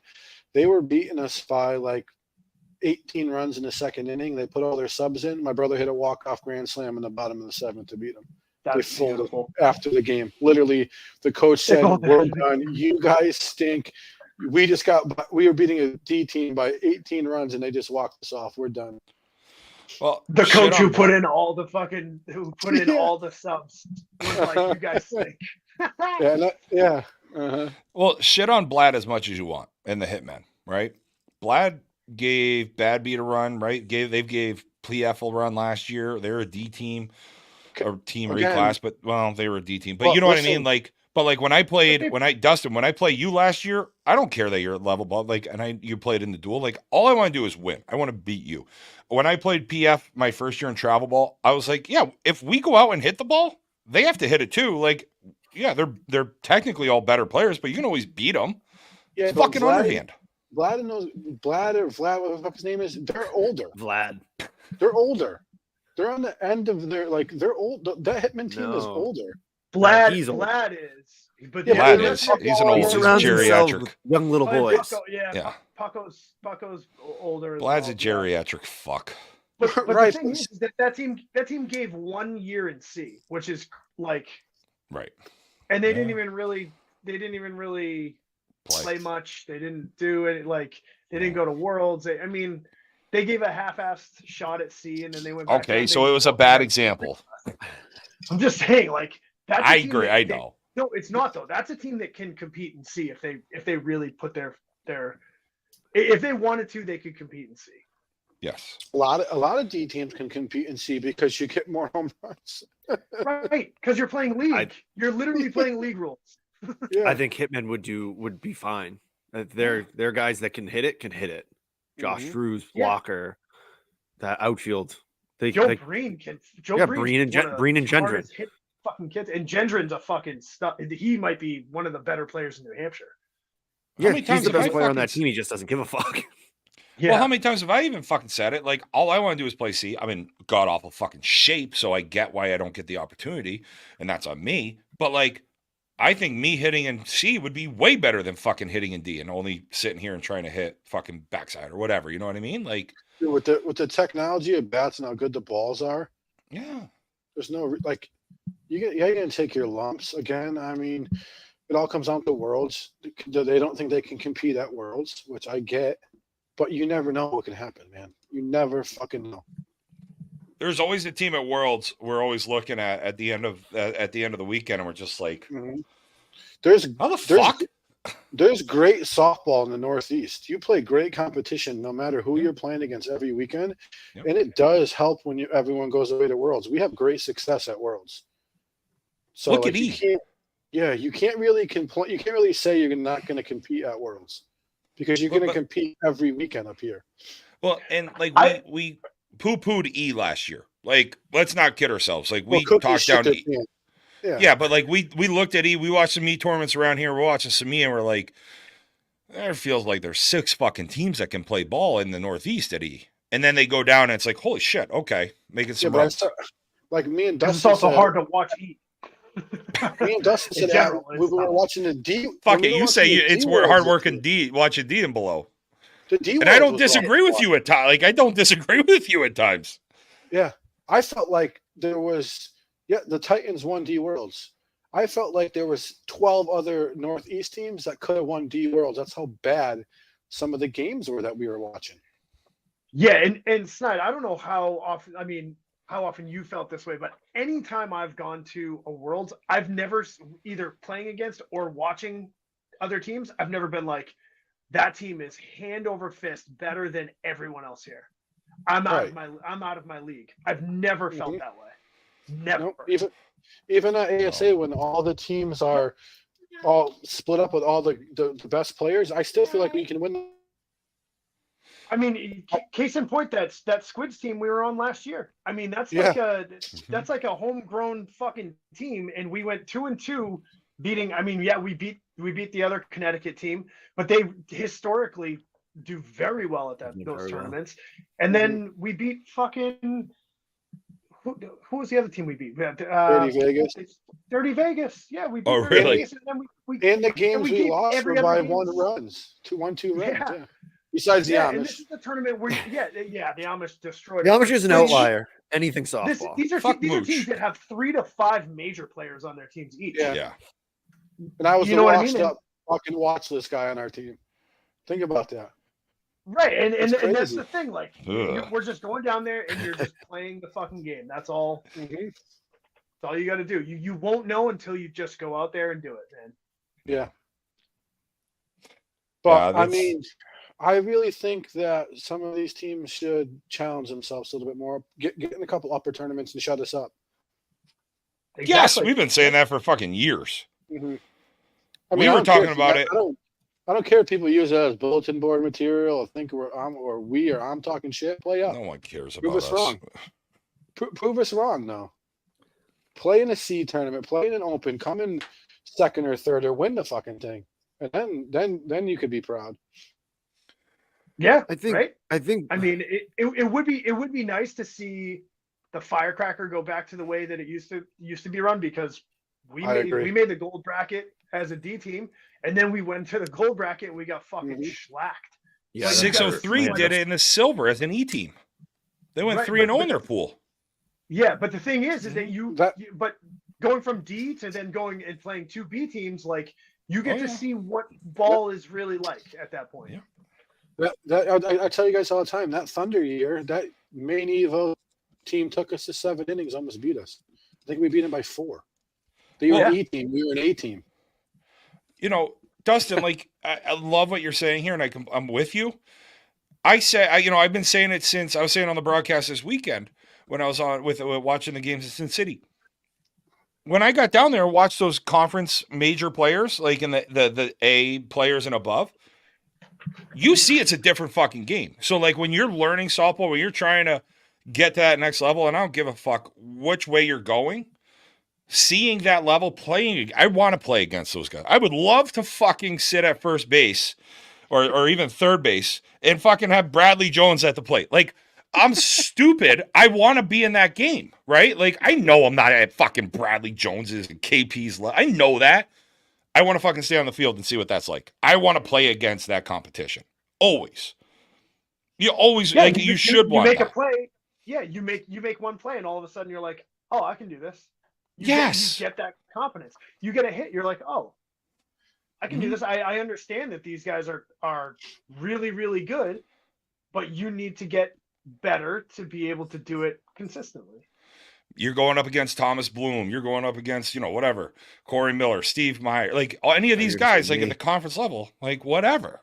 Also, Thomas Bloom in the middle was fucking stupid this weekend. But any which way. But, like, you get to play. It's not just facing you, right? It's not facing Dustin, in league. Or now you're playing in a tournament, because league Dustin versus weekend Dustin is way fucking different.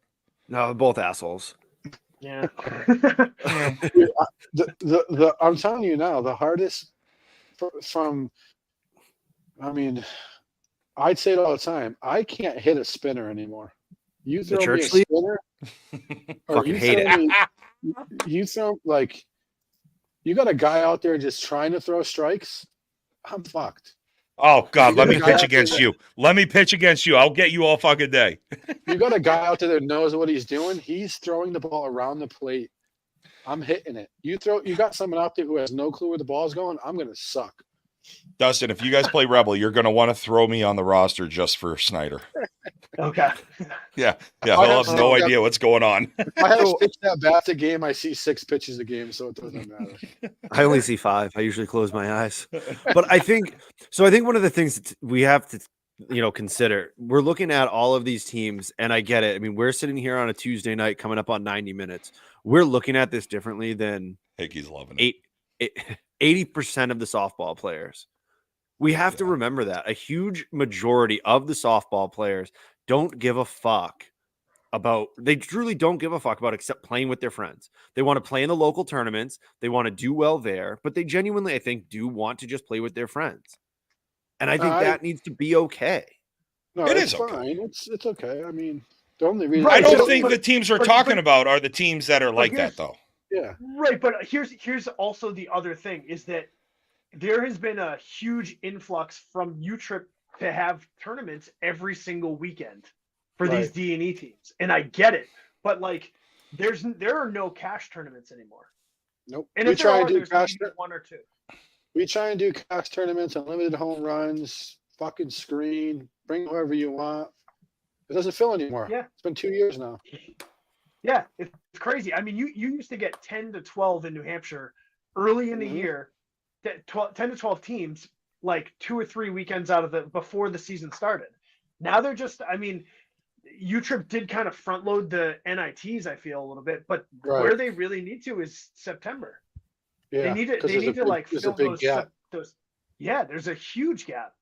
And I mean, you want to kind of have those cash tournaments for the beginning of the year, and then maybe have the more, the more competitive tournaments or the NITs or something towards the end of the year where you're getting ready for Worlds. I remember in the beginning of the year to like end of the year, there was always cash tournaments.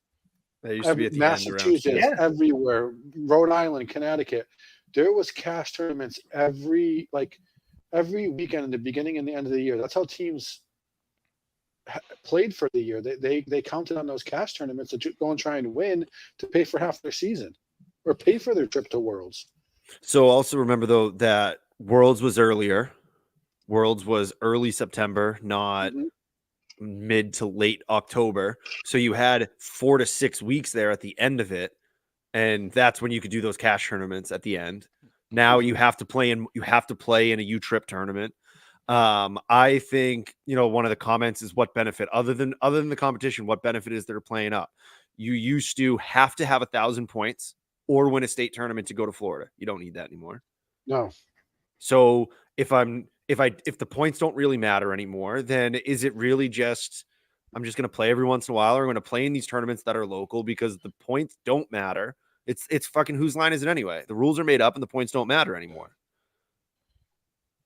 That's a great point because everyone's realized that if you're the points leader going into Worlds, it doesn't mean you might get a bye and you might have some decent game times, but realistically, like what is that getting you? It's not getting you like a competitive advantage to winning those games. So if points is the only thing, that's a great question, man. I mean, and that's one that I really can't answer other than, if you want to be prepared and you want to win Worlds, I think playing up is the best thing you can do. Like, so, outside of that, there's no benefit. And, so Heaven jumped in and these points matter for bracket positioning, but I guarantee there's going to be a team that's top 10 in points, and they have to be playing earlier just because you have to get the games going. And there have been some years where a lot of the higher seeds just didn't win too their first game. I think it was D this year in Worlds. Titans were the only team in the top 8. And they put all of those top 8 teams or so at the stadium. So one of them was playing, the 8 seed started. And then it's 8 hours of those games. So, Eagle Paint dead last in points, wins the Worlds. So I get it. If there's not anything local, why would I travel to? I get it that the competition can make me a better player, but why am I traveling 2+ hours to go 0-2 in Connecticut if I can play a local tournament, be competitive, have fun, and not be driving for 5 hours in the car? there is points. There is validity. The year of Coco, the voice of reasoning. I always had reasoning. No one This year is definitely when we were looking at our schedule. I'm a guy that wants to play twice a month minimum. And this year, obviously, I've got a little different circumstances having a baby, and that changes things. And I'm just kind of like, man, I'm fine with staying local. I'd like to go. I'm not playing the Firecracker. I wish I was. But that's a whole different thing. I'm kind of okay with this schedule this year. It's a lot of D. It's a local C or two. And like, okay, works for me because of outside.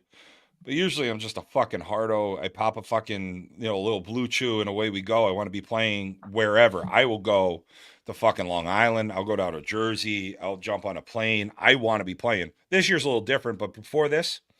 So this is the first year I'm like, I understand where maybe life gets in the way a little bit.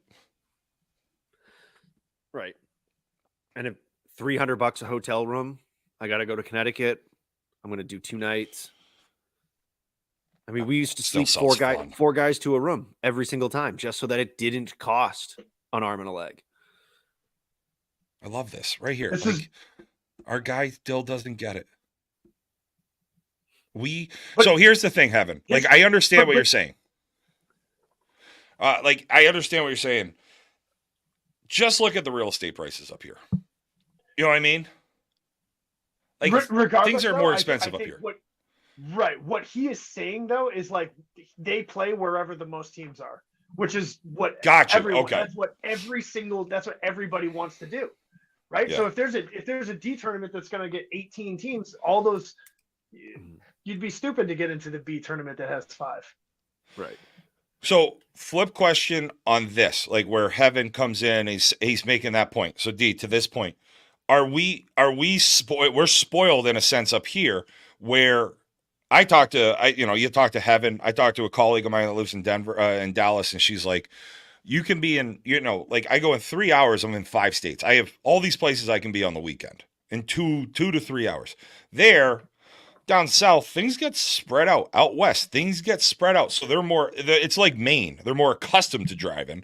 Where us around here, we're fucking like, we get spoiled. We're like, I don't want to drive to Taunton. It's an hour and a half away. I got to go through Boston. It's like, shut the fuck up. We're very Saturday. European in that sense.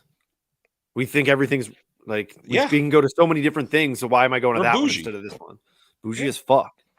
Yeah. But like, is that a bigger piece though? Like, I mean, to be honest, because we do hear this from the South and West. Again, and I've said it, this is going to be the 3rd time. There are too many tournaments. Yeah, you're not wrong. There are just too many tournaments. So Dustin, if you limit the amount of tournaments, then teams are going to go and play in. They're going to make the larger tournaments more. You know what I mean? Like they're going to go to where the teams are, right? So if you eliminated 2 of the 2 or 3 of the D tournaments this weekend, those D teams who want to play are probably going to go and play in a B tournament. So so we have the D tournament in Torrington.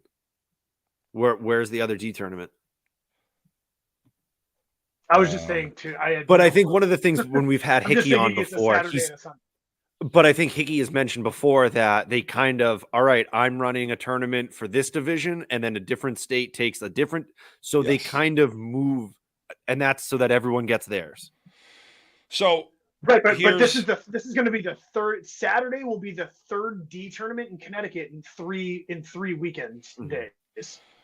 So Dustin, here's a question for you then. And I hear what you're saying. I'm very much still in corporate J-Row. It's corporate Jason Day. I got a Snides. I got a calendar invite at 11:35 this morning to meet with my my leadership, and I thought I was getting fired. So I put in corporate Jason mode real quick. Okay. They got you a company card, didn't they? Yeah. So Dustin, I hear what you're saying, and I have a question upon what you are saying per your last email.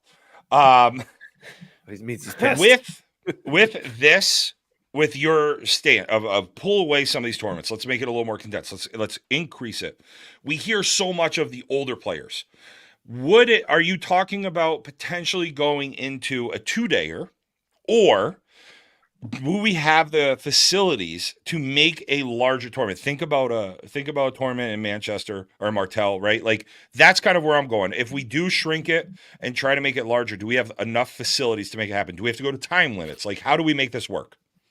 What I'm asking is I'm going to answer your question with a question, actually. Why do we need a third D tournament in Connecticut in 3 consecutive weekend days? We don't. Because it fills. Right. It makes money. It makes money. But we've historically been told that tournaments are not where the directors make their money. Mm-hmm. True. Historically, we've been told that they make their money in the leagues. So, but it's because these teams will go to a D tournament rather than go to a B tournament. Why is it?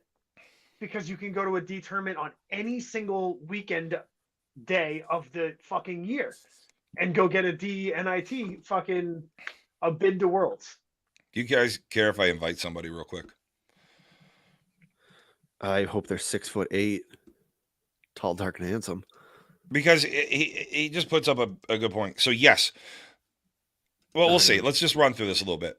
So he's saying, Heaven's saying that we have dedicated tournaments for only one class. Yes, all of our tournaments are essentially, we have E tournaments, D tournaments, and C and above. Like, well, no, we have E, we have D, and we have C, which are CNITs. Any team that's classed lower than whatever it is, and that right. division can get in. Then and then they used to be opens, but now they're B because we only have like 1 or 2 B teams in the area. But yeah, those are like you might have one a month of those. I like the opens. I really do. I like the opens. Like I've said, like I think, Dustin, I there's nothing I'm disagreeing with you with. Like it really isn't. Right, and I think it just gets frustrating after years like last year and then the beginning of this year, where if you play C or above, you're not really playing. You're not playing, and all the D teams are just sitting in Ds, not trying to move up. Is this you being frustrated by it being that where the lower teams aren't trying to be like the Titans? They're not trying to do like what the Mass Wolverines did last year. No, because it sucks. Because like Dustin's saying, and like I said, the money makers are the D and the E teams. So why are you going to cater to the 8 fucking C and B teams that don't get to play? They're not going to do that. They're not going to. They're not going to be like, oh, this 8-team tournament. These 8 teams are going to come when we can get fucking 16. I gave it to a guy I played with. I was like, it was either go to Norwalk for a D tournament or stay in Merrimack and play a C tournament that was 8 to 10 guys, 8 to 10 teams, which 7 were C teams. And I'm like, let's stay local and play in this tournament. And, we decided to go to the D tournament. It got rained out. However, the C tournament in New Hampshire was open. I'm like, this is where we should have been playing regardless. It's in our backyard. It's a higher competition. It is absolutely we should be playing. This is my thing. If people are worried about the bid to Florida or the tournament fee to Florida, every fucking tournament then the highest finishing team doesn't have a bid to Florida, they get it. They get paid. They get paid. Dustin, don't most of them do that? I don't know. No. I don't know, but if give them an incentive to play in the open. Give them the incentive to play in the C. If you're a D team and you come in second, maybe the C team doesn't get the bid. The D team gets the bid. Top finishing D team gets the bid. Yeah.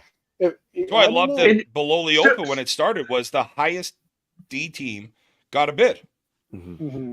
So in some of those tournaments, I think they can do that, but I've also been the highest E team at a DNIT, and we couldn't get it because you could only get it for that specific world tournament. That's crazy. But so you give the money, you don't give it, don't do it through SSSA. Say here's $450. Right, but if the director is doing it like by the book, it's a piece of paper that you signed. Right. No, absolutely. And I've seen that. We've been around that paperwork, but so is that, do we go to, instead of all of these NITs, do we just go to qualifiers. What do they call them? State level twos? I don't even state know. level 2 qualifier. And now here's money because I didn't have to go the NIT route. I didn't have to pay extra for it. And I'm doing it that way, and I can give the person just cash. Boom. Well, who did that? The Bean Shooters in Long Island? I think that's what they played. They played like one qualifier, and the rest were all like local tournaments. Yeah. Mm-hmm. But the thing is that like, and I like this idea that Snides had, is having it be a tournament where you play 2 pool games and then you break out into different brackets. But I think if there is a D tournament in the same weekend that's within an hour of that tournament, you're not gonna fill it. There's just too many D tournaments. It took me a minute. I'm better understanding what you meant by that. About you have so many of these D tournaments, so just wait for it. I get what you were saying on that now. That's what I was misunderstanding earlier when I was saying like I'm going to go to that because it's local. But no, there's just so many options. Okay, I won't play this weekend. I'll play next weekend. 2 weekends in a row, there's been three D and E tournaments. There's been no upper tournaments. So, Snides, question for you here, in regards to your thought, like into what we saw in Connecticut a couple weekends ago with like GTP and I forget who on the other side. Check King. Would you do it a single elimination? Would you be okay with that in the bracket? Why not? Yeah. So, like, you do like 2 pool play games, and then you get single elimination bracket, or 3 games into single elimination bracket. You're playing 3 fucking games. It's more than if you're just going to a double elimination tournament. And go 0-2. J-Roll for years. It was 2 and screw. There was no 3-game guarantee. Mm-hmm. Oh, really? So, like, that would be an improvement upon that. Yeah, the 3-game guarantees are fairly new in my softball career. Yeah. When I first started playing, it was a double elimination tournament every weekend. Every weekend. It was never this 3-game guarantee shit. It's good because going 0-3 would suck. I like throwing everybody in a pool where like all 4 of us, 3 of the 4 of us are on different teams, and like all of us are in the same pool and we see what happens. Dude, my bachelor party, it was all guys, and tell you what, I was fucking butt ass naked. Balls floating like Van Wilder. That's how I got my nickname Bulldog. Was from Van Wilder, where the Bulldogs fucking balls blew up in the hot tub, because I got big balls. I got a tiny prick, but I got big balls. Not anymore. Congrats again on the sacks. Every once in a while, once in a year. But I love Snides. I love your idea. I love that format. I never got to play in the old Firecracker. I love that thought process of throw everybody in a fucking pool. It is like Megan was saying, it's 10 miles an hour. Let's just go play ball. It's a letter. What makes me better than you? You have a bat. You're better looking. You can run a little faster. But it's a letter, dude. There's guys up there that are you sell bats. There's guys in New England and the Northeast that are just as good as all of us who've been traveling the country for years. They haven't got the opportunity. Or they don't put the time and the effort into it. If they did it, they'd be in the same fucking spot as everybody else. I see guys at the conference level now, like when I'm watching and when I'm down, like this weekend, I'll be down there and I'm like, I'll absolutely be looking at me like, there's definitely fucking guys I know back home that should be playing over X, Y, or Z, or at least getting a shot to show they can. You have to put have to put the work into it. You can't be again, if you want it, some people don't want to do that, but if the ability to be better is on yourself. The ability to play in better tournaments or better your team is on yourself. But you also have to play against competition that's better than you. Yeah. Like that's at the end of the day, that's just if your goal is to get better at the game, you have to play against people that are better than you. Agree. But this conversation though, like it's just that there's too many D tournaments. I don't blame the directors because those tournaments are going to fill every single time. I think I saw that Connecticut D tournaments are full. Everything. The Beast was full. It doesn't matter. A month and a half ago, it was full. Taunton D tournaments, they get 16, 18 plus every. You know what I mean? New Hampshire D tournaments get 14 plus. And we don't even have the facility in New Hampshire to host a 14-team tournament, but they make it work. Pick said in here, why do people not want to go to Taunton? I don't think people don't want to go to Taunton. No, look at the D tournaments at Taunton. Bullshit. I hear it all the time up here, Snides. Up here in New Hampshire and North, everybody bitches about going to Taunton. I think it's because you have to go to. They're like, well, the drive to Taunton sucks. I'm like, listen, at 8 o'clock. Let's say you have to be there at 7. Let's say you're doing BP at 6:37 to 9 o'clock in the morning. You're going through Boston at no fucking time. Like, who fucking cares? Right. I've never gotten there in less than, it's been hour and 15, hour and 20 minutes. Jinx it. I said this to Hickey last year, and I said this to you. I think I said this to you guys. I'd rather, when I drove to Taunton 3 times last year, I'd rather drive to Taunton any day than drive to Stanford. Well, yeah, I'd rather also fucking kick myself in the nuts than jump into a fucking pit of needles. I know, but I'm saying, like, Stanford sucks. But I'm saying for us, like us Connecticut people, I'd rather drive to Taunton and Stanford. Driving to Stanford sucks. It's miserable. Snides, when I lived next door to you, when I had to go down to that part of the state, I stayed away from that fucking part of the state. Yeah, it's miserable. I hated it. Stanford? What do you mean? Pick says hell no. What do you mean hell no? The only good piece about Stanford is fucking Old Colony Grill, and that's it. That's it. The hot oil pizza. Stanford fucking blows. That part of the state is because there's traffic nonstop. It sucks. I never thought going when I was playing in Connecticut and up north. I think I went to Taunton one time. It was with RDD in 2015. I didn't even know that there was tournaments in Taunton. We went to Oxford. Yeah. Oh, okay. I tell you what, like we say it here how many times, like if Hickey and JB, I'm not saying this is anything against JB, but if like Hickey had the facility that JB has in Connecticut, get the fuck out of here. Yeah. Like I will go to any Hickey tournament any day of the week. I think just the ability to have 5 fields anywhere for any director is fucking unbelievable. It's huge. You know what I mean? It's huge. I'd love for them to get Vernon fired back up. That'd be amazing. I know. Unless been sitting there for 30 years. Unless somebody that loves softball hits the lotto and wants to put, I don't even know if Vernon would let them even do it anymore. What if somebody hit the Powerball and fucking turn it into like a podcast recording studio and a softball complex? There's been a guy in Sulington trying the Dibbles. You know the Dibbles. They want. Yeah. The Dibbles have been trying to put a complex in Sulington for years, and the town keeps shooting it down. They don't want it. They don't want the sports stuff. In Stonington, what do they have? They have a fucking McDonald's off of 84, and that's it. In Sulington, Connecticut, Southington. Oh, in Southington. Oh, Southington would be amazing. Southington's a fucking hotbed for everything. And they don't want the town keeps shooting down the proposal every year. And they got that great cigar bar in Southington. Which one? What's that cigar lounge in Southington? I don't know if it's open anymore near the pool hall. Yeah. So good they closed it down forever. Well, I also haven't been there in years.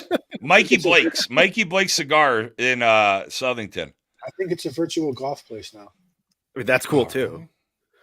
That was a great little cigar lounge. So someone's saying it sounds like I'm thinking the Vernon Fields are owned by Home Depot. I'm currently the head coach of a Home Depot sponsored farm little league team. I'll see if I can put in a good word. I thought Walmart was supposed to go in there, and then nothing ever went in there. Oh no, but I think this is a great conversation. Oh, here we go. I'm on the board in New Milford, Connecticut. This is Amy Smiley down in New Milford. We are in the works to put an indoor-outdoor park, almost like the Plex 4 Fields, in New Milford, Connecticut. Okay. Look over New Milford, Connecticut. No, I know exactly where New Milford is, but I'm okay with that. Over by the cigar shop. No, it's not. I've also heard there's 2 complexes, all turf complexes going in New Hampshire too. Really? To be opening up this year, like in Epsom, and I think somewhere up past Concord as well. There had always been talk about doing for a long time. It's the car dealership right off exit 7 on 101.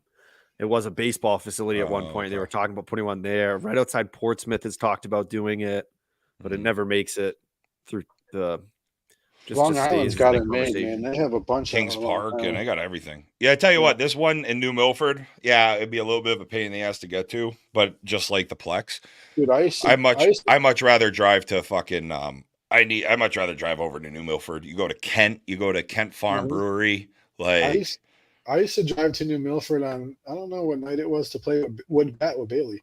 It was an hour and like fucking 15 minutes from my house, but I would drive to play wood bat.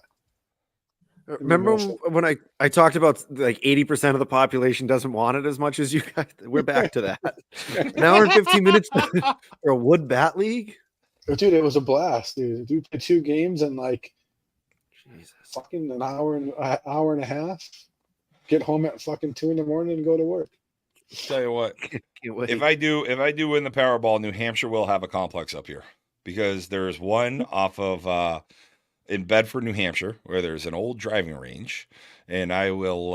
It's going to become the Bring It Podcast Studio and Complex. It'll be the Bring It Podcast Sports Complex. It'll be and then in the winter, there's going to be simulators. There's probably going to be an indoor mini golf course as well. Like, it's going to be a fabulous thing. It just needs to be like a $750 million Powerball or larger. What are you gonna do when the baseball tournaments are way better money makers than the softball tournament? Well, the softball better figure it out pretty quick. We'll see what the endowment. We'll see what the bank account looks like when the softball starts fucking everything up. But again, like Justin says, if the directors put in more C in open tournaments, I still won't see those D teams filling those tournaments. So it's kind of pointless. Unless you take away the D tournaments. Yeah, or you incentivize the tournaments. That's about it. Oh, drag shows for but sure. But how do you incentivize? Though? I don't know, man. Give these stupid fucking people rings. That's all they want. Anyways. But I don't want a ring. I don't think those teams are going to be incentivized by prize packages to get into a tournament that they know that they're not going to win. I think there's the one piece. The highest finishing team in the class gets a lower class. Lower class. So not for C. So if it's an open and there's B and C, the C teams don't qualify for that. Just the D and E. Right. You have to be 2 classes below, essentially, because there's no A teams around here. But you'd have to be, But then you also, here's the other thing. I mean, let's say like Jay Ariel and like a bunch of like I mean, Miles is on a roster this year, but let's say like the monster from Maine, Miles Whitlock. You take some of these guys that weren't on teams last year, Paul LaFond. Somebody call fucking Paul LaFond to play fucking softball this year in conference, for fuck's sake. I had a nice talk with Paul after the show last Tuesday. Okay. Yeah, people have talked to Paul. I don't know if Paul's ready to play. Right. We'll see. All right. Works for me. I talked to him last week. But that's the thing. Like, I do think that's the way you incentivize it. And Snides, I agree with you. I think around here, if you have an open, I think you're going to look at going back 3-4 D teams at most. But go back to what you're saying about upper players playing in the open. We don't want the prize packages. We don't want the. No, you just want to play. We just want the games. Right. We just want to play. Like we just want to. We want the swings. Like you, if the winner gets 10 bats. And you're worried about not winning the tournament because the open team's going to win it, you guys can have the 10 fucking bats. Right. Because you've already got 5 in your bag from whoever you're signed with. No, I agree with you. Like, I think there's some misconception, and I think there's some sexiness, right? We put a lot of weight on the tags. I will tell you what, and listen, I know I haven't played. Dustin, you played in the dual. Snides, you're a conference guy, but I've only broadcast down there. These conference guys, they're just like fucking us. Right? Like, I'm not saying that in a crazy way. Like, the upper guys are just like us. They still like just to play. They're still the fucking same kind of dudes.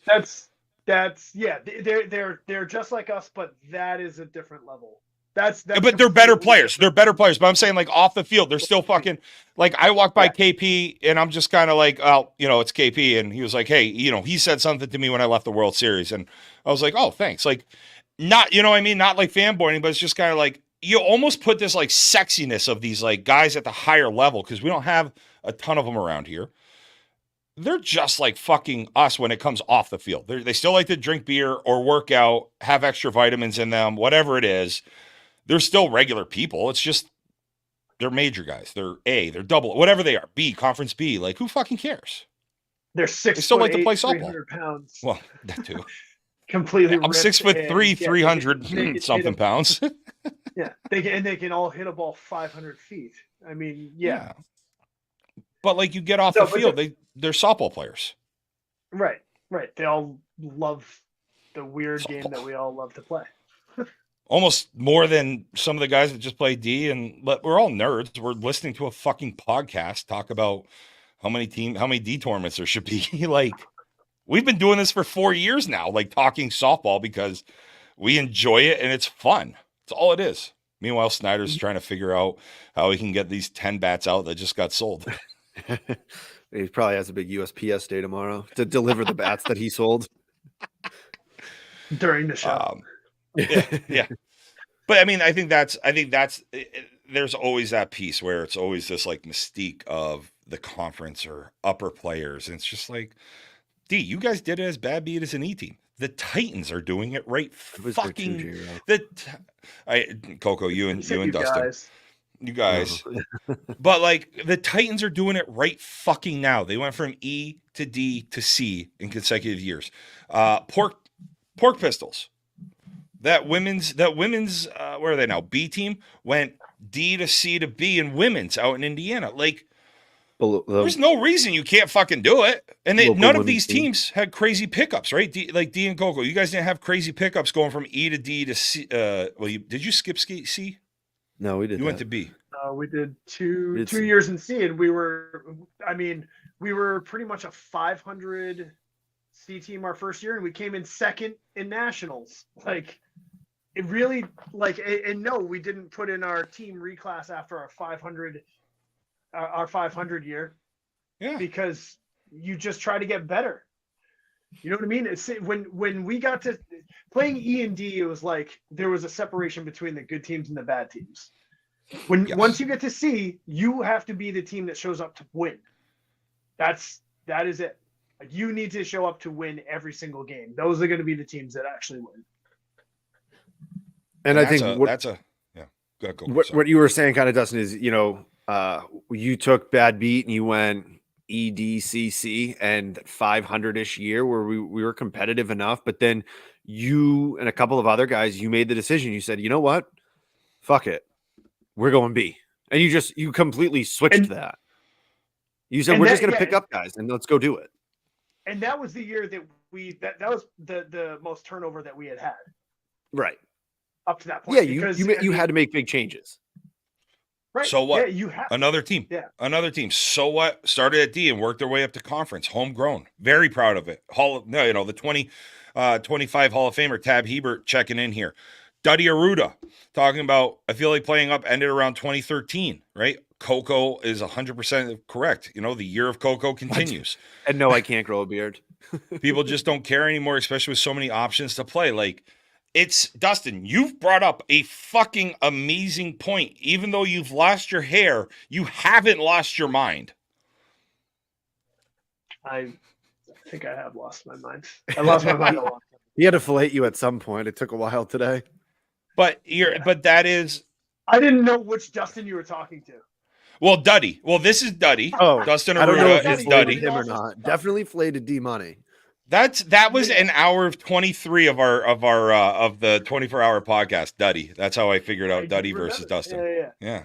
I barely. But Duddy, that's Dustin. I was talking about you. You lost your hair. Oh yeah, because he's fucking bald too. Dustin Merrill lost this hair, but you've lost your mind. You haven't lost your mind. Yeah. Debatable. But I mean, like, I love your point there. And I do think that is. And you can move it through the ranks. I think that's where we hear Hickey be as frustrated as he can be with these reclasses of being like, stay the fuck together. That's why I love this new rule of if you get nationally bumped. Yeah. I mean, but here's the thing though, like, at the end of the day, U-Trip is a business for all these directors too. You know what I mean? So it's tough for them to be like, we're going to make, if the idea is there are too many options at D every weekend, or multiple options each weekend at D, where they're never going to go back and be like, all right, let's cut down the D tournaments, because those are the tournaments that are filling the most. Right. They're never going to cut those down. So unfortunately, our open program, our C and above program, I just don't think it's going to get much better. Yeah, I mean, I think we're going to get to it's for a couple years. A couple years. I see what he's saying. Right. Yeah. Now you're saying, like, okay, if some of these D teams end up doing well at Worlds, it's not even a national bump. Mm-hmm. Right. Yeah. So now it's maybe you see some of these teams turn into C teams. So right now, we have the 13th. Maybe on average 2 each year. We have the BNIT of the 13th with 5 teams. We have an E season kickoff in Kings Park with 18, so that's a little different. This is all in the Northeast. The mixed qualifier got canceled. We have a DNIT in Rhode Island with 11. We have an icebreaker in New Jersey. You got a ladies spring fling in Stamford. You have a D&E winter rake up that got rescheduled, so that's 12 teams. That's on the 13th. On the 14th, you have a C and D.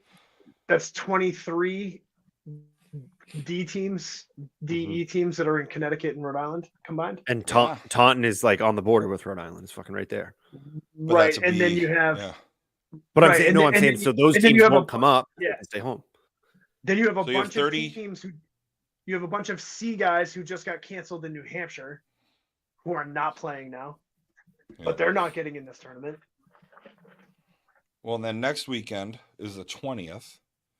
So next weekend we have a 21-team E tournament in Taunton. You have a GSL Classic in Torrington, which is 20 teams. I'm not sure what level that is. You have a 19-team DNIT in New Hampshire. You have a BNIT in Rhode Island. 19 teams in New Hampshire? Yeah, I don't know how that that's going to work. Good luck. What's the BNIT at in Rhode Island? How many teams are in that? 2? 3? 4. PF Empire All-State season. You're just never gonna get one of these tournaments to go off. And when you do, it's gonna be, like Snyder said, it's gonna be 7 or 8 teams. They're all gonna be C and D. There might be what I'm surprised about though on the 20th. With 19 in New Hampshire, I'm not surprised about that. Okay. So like that one I'm not surprised about. But I'm gonna pull up real quick the 19 teams in New Hampshire for that 20th DNIT, because there's plenty, and I'm going to pull up the GSL in Connecticut.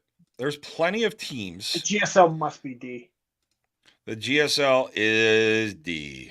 So there's 9 teams D in Connecticut. So now we're talking 3 or 4 weekends in a row where you can play in a D tournament either on Saturday or Sunday. Yep. The New Hampshire DNIT is all New Hampshire, local Mass, and Maine and Vermont. So like the Rhode Island D teams, if I'm in Rhode Island, if I'm in that southern part or the eastern part of Connecticut, I am southern part of Connecticut, I'm going to that BNIT and I want to play in it. Yeah, you're not going to though. Those teams are not. It's 2 B teams and 2 C teams. That's it. Right. And it's in fucking Cranston, right? Softball's awesome. But I mean, yeah. How many bats did you sell? Yeah, you have 60 something D and E teams playing in tournaments. You're not going to get a single D team to get into that fucking. I'm just catching up on Dustin's little thing here. I had a huge. When we were JBI, we were fucking nasty. We didn't enter this Vector Sports Challenge thing because we were a small budget team. We fundraised all our money. So we played in like 2 of the tournaments and we were like the top finishing team. He didn't give us the prizes because we didn't pay into it. My brother told me to go fuck himself. Jesus Christ. That goes well in those conversations. But like we didn't know like that was what you were supposed to do. We would have paid the fucking extra $100.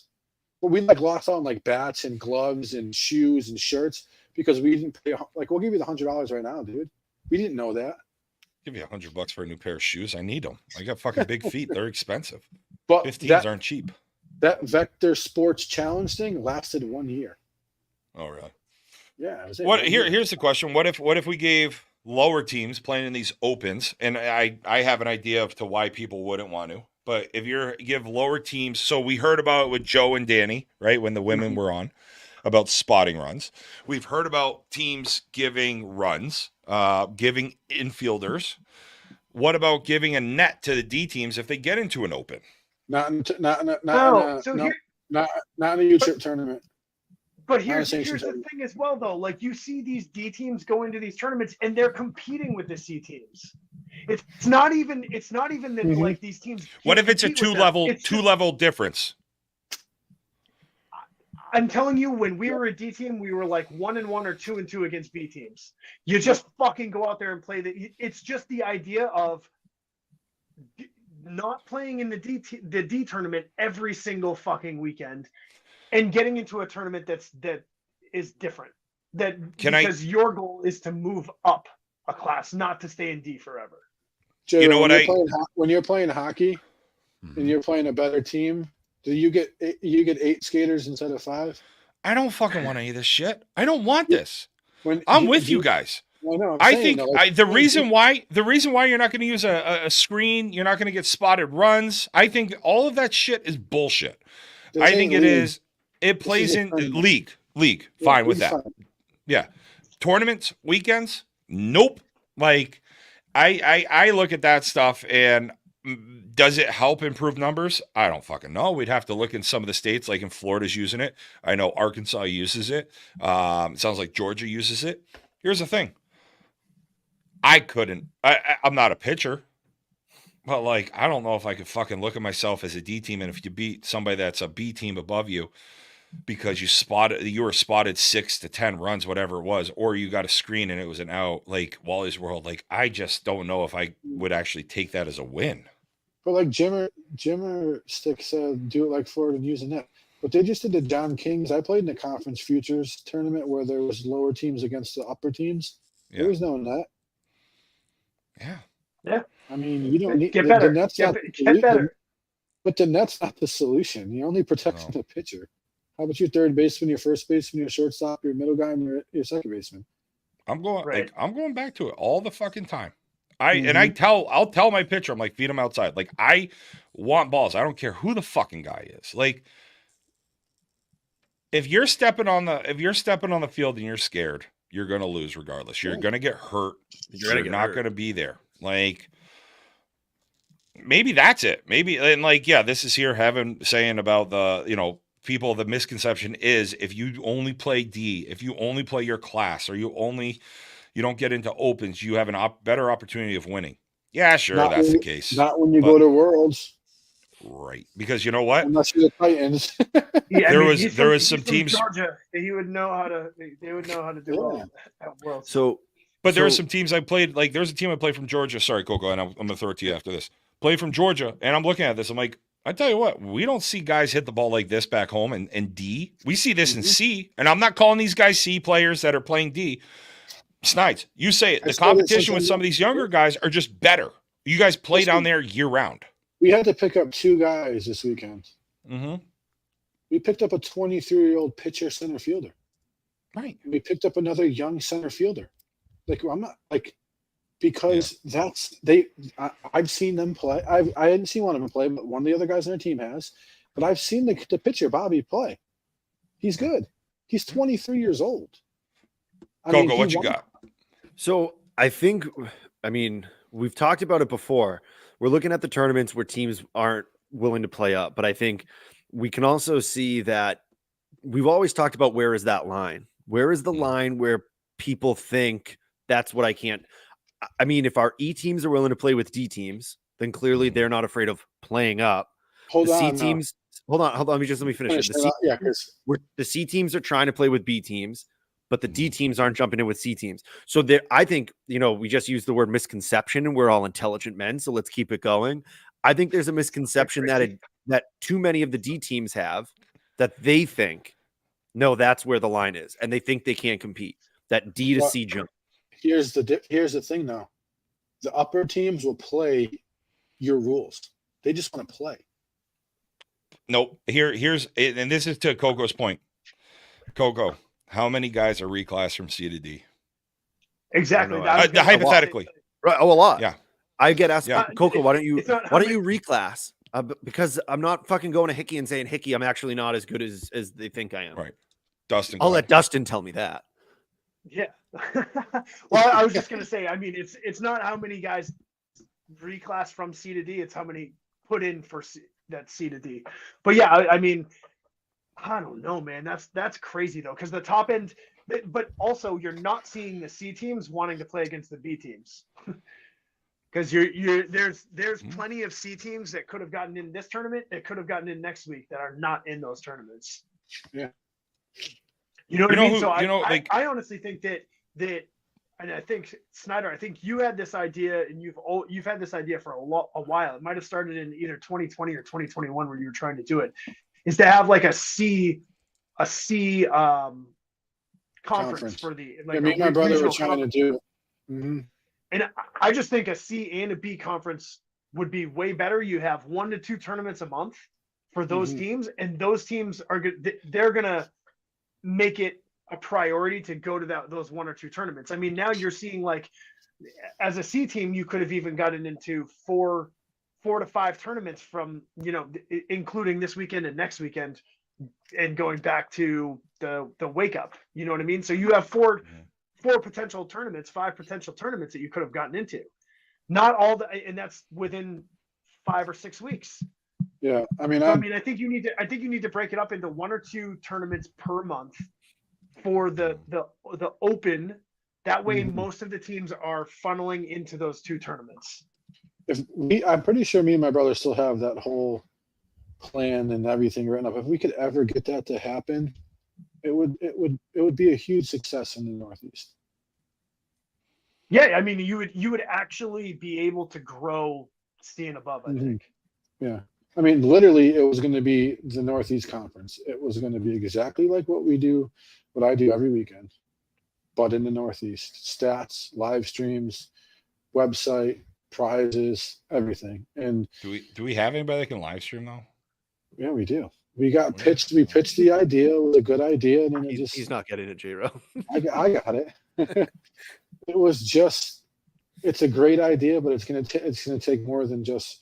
It was gonna take more than just me and my brother doing it. So. Well, then you moved to Florida like a nerd. Yeah, but I would still help my brother do it. I still coach fucking Hummer and them. I'm in fucking Florida and Connecticut. It don't matter that I'm down here. It's for the game. I mean, the ability to make the game better up there is huge, and it can happen. So I don't know, D. Like, I like your point. Like I like this thought of like the C doesn't want to play B, D doesn't want to play C, E has no problem about playing up. I don't think the C teams don't want to play the B teams as much as the other teams don't want to play the C and D team. The D and E don't want to play the C as much as the C don't want to play the B. Yeah, I agree with that. But I do. Go ahead. No, you go ahead. The upper C teams are just along the same line as the B teams. Just like you can say the upper D teams are just as long as the. Yep. The difference is the D teams aren't going to be as good as the upper level C teams, but they're still going to be middle of the roads. No, that would be a C team. Right. 500 in C is really is good. Like you can do well as a 500 team going into Worlds. You can have a weekend and go 3-2, 4-2. When you get to Worlds, right? Everything's about the draw. It doesn't matter if it is a 160 team E or D tournament, or if it's a 80 team C tournament, or if it's a 20 team B tournament. It's all about the fucking draw. And realistically, the way that it's done, the way that the U-Trip is done throughout the United States is it's all basically random anyway. Yeah. Right. Just the way that the different regions kind of, give points to their teams for the tournaments.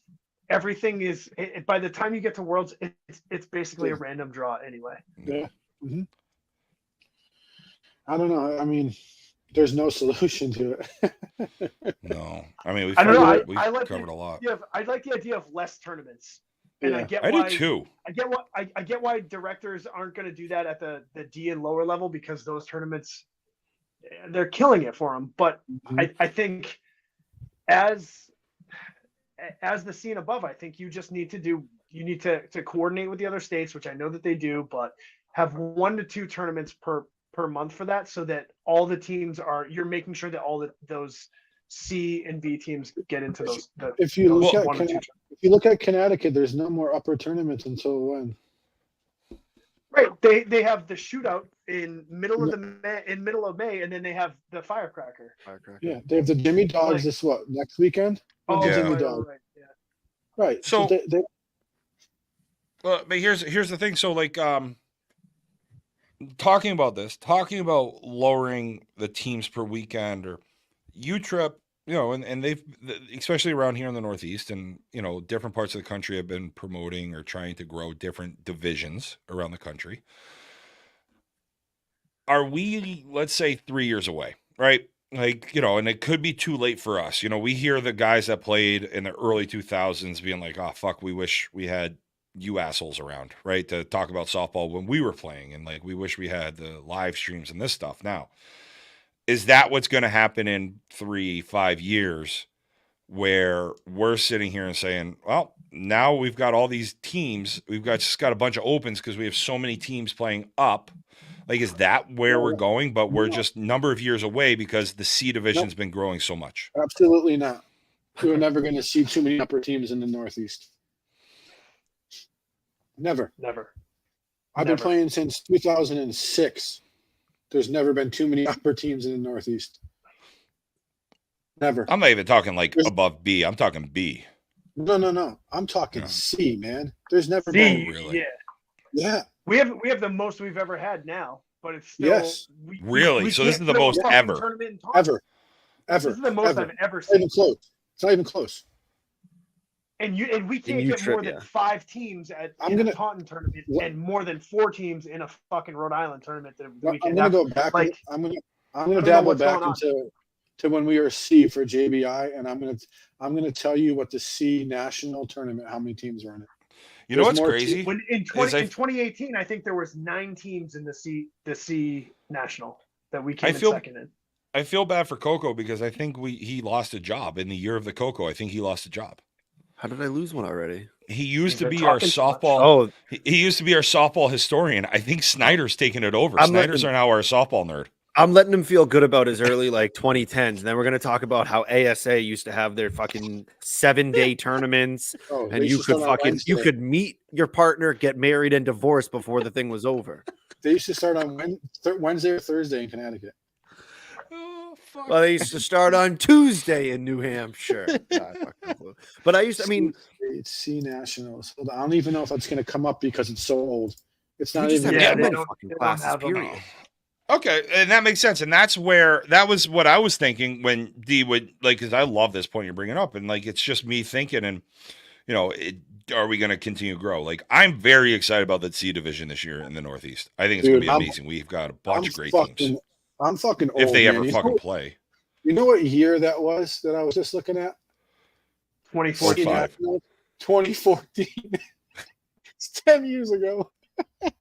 2014, the same year you came in second in ASADs. Yeah, and we won that national, that C national. I'll tell you what, that year was fucking good. I wish the games would come up. I wish I could find the. I hate that. Usually, if you go to your team website, you can see how many games you at least won to win it. You said you won the season. We were 5-0. We were 32-8 that year, and 2 losses. So there was a decent amount of teams. There were a decent amount of teams in that tournament. So we were 5. Yeah, man, I wish the games would come up because there were some good games that tournament. That's when Rack was still a team. That's when Dirt Dogs from Rhode Island was a C team. That's when the Nasty Boys went from Long Island were a C team. That's when Hummer and Bishop were playing C. That was a good C national. Are you talking about Matt Humiston playing C back then? 2014, yep. Fucking crazy. How does he not play with a fucking cane at this point? Bro, if Hummer was like a couple of years younger, and he got the opportunity that I got, he fucking kills the ball, dude. I still remember when I saw him in Hard Hit New Britain, and I was going to Alvarium Brewery, and I saw him in was it Spencer? The Moores, Roger Moore, Paulie Moore. Yeah, and they were hitting BP, and I was driving by the park, and I'm looking, I'm like, there's a couple guys hitting BP. I'm like, those balls are way too grouped for just being some random guys hitting BP. And I went up, and like, I think I met Hummer like once before that. Fucking Hummer's a beauty. Plus, hard hit in New Britain. Go to East Side and get yourself a little leader, a big beer for a big cheer, or a little beer for a little cheer at East Side in Hard Hit in New Britain. It's fucking. I love East Side. It's great. So I just did your research for you so that you didn't get mad at me anymore. Okay, so now Coco is back to being the softball historian, or the full historian. I got mad. That comment actually hurt me. I don't know if you could tell in my voice. So I looked at 2011 because that's my first year ever playing in a tournament that was C. There was about 28, 29 C teams in the Northeast. There's 24, 25 of them this year. The number's not that different. So we're back to where it was. I'm looking at the Northeast. How'd you find that? I used the internet. He probably searched the team by I did teams, right? So I'm looking at, and he wrote a quick code. There's like Dutch Girls has 2, Duke and Company have 2 where they just use different names. But that you're looking Manhattan Beer, KLNR was still a team then. Mm-hmm. Actually, so there's less teams because this team's twice out of Liverpool, New York, Megan Max. So you're not looking at much of a difference between those times. Part of it legitimately is you're looking back to your heyday. That's just what we naturally are going to do as we grow up. Mm-hmm. And this is just number of teams. This isn't looking at naturally what we're going to do when we grow up. It's true. But I mean, heyday ended though. No. I took a hiatus from C from that. I realized I wasn't ready. Hey, in case you haven't remembered, it's 21, 21, and 22. That's back to back, baby. Mm-hmm. Yeah. But it's just, I think, I don't know how many tournaments these were. I think that's there are the teams. Are they just not playing in tournaments? So can we MFK? I've had to pee for a third time. Yeah. All right, let's go. So late. Let's MFK and wrap this up. Now, I think that was a good spot to wrap it up at 2.5 hours. Hickey hasn't been in here once tonight. It's a 2.5 hour podcast, and he hasn't been here once. He's probably flying down to Florida. Is he going this week? I don't think so. I just like to bring your attention. Oh my God, what is going on here? Wow, ladies and gentlemen, wait for this surprise. It is. I am fully fucking bought in on the stupid fucking year of 24. The year of fucking Coco. You just continue to not be Coco previously. So I decided to go here for a league of their own for our MFK. I didn't give you, big hitter Dottie Henson. I didn't leave lots of night games for Marla Hooch. I brought first off, right off the bat, we got Betty Spaghetti. Betty Spaghetti's our left fielder. This is so hard for me to see on my phone, but go on. So this is not an MFK of like which player do you want on your team. We are going back to the original MFK of these 3 Marry, players. fuck, kill. Yes, we're gonna marry, fuck, kill. Awesome. Yeah. So Betty. Now, Spaghetti, is there a specific way of like? Can we like get into how we would kill them, or is that like is that getting too snuffy? A lot, dude. That's okay. That's a lot. That's fucked. So again, we got Betty Spaghetti. She was your starting left fielder for the old Rockford Peaches. She's recently widowed, but if you remember in the story, she quit. She quit baseball at that point. So you don't know if it's going to work. Her husband died, and she just couldn't be out on the field anymore. A bit too much. Ellen Sue. Oh. Jesus Ellen Christ. Sue is your shortstop. Ellen Sue also was relief pitcher. If you remember, she got into it with Kit because Dottie was like bringing Ellen Sue. She's like, I can finish it, Dottie. But she was a bit uppity, a bit of you're gonna have to pamper her. She looked good. She looked good. I had to come up with something. And then we got Evelyn. Ooh.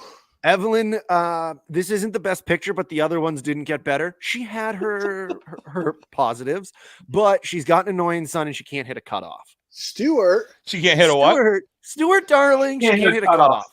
Yeah, she's basically me. Oh, that's right. She plays the outfield. She's got a son that can be a bit much sometimes, and she can't hit a cutoff. So Coco, what's up? stop. I love you. You're just you've done the work in that those week breaks we were taking during the off season. You really worked on your craft, because I'm telling you what, it is showing in 2024, sir. I don't have a lot. You can't use it too much. You got to let it like regenerate. I'm basically a video game character. Give me some rest time, and I come back and I'm ready to go. All right, so we're marrying, fucking, and killing Betty. Yes, the way that the game is played. Who do we got? Betty? We got Betty. Betty Spaghetti. Yeah. You got Ellen Sue. Okay. And you got Evelyn. Evelyn, come here. Jesus Christ. I feel like I should have watched this movie beforehand. I almost gave you guys a warning, but I'm ready. I got mine. I think we're all gonna end up marrying the same one. You can go right down the line. Wow, you're going okay. Well, he's smart. She's damaged. I'm gonna marry Ellen Sue. Yeah, she's a hottie. I'm gonna fuck the left fielder. Okay. And I'm gonna kill the last one. Okay. Yeah. Get her out of here.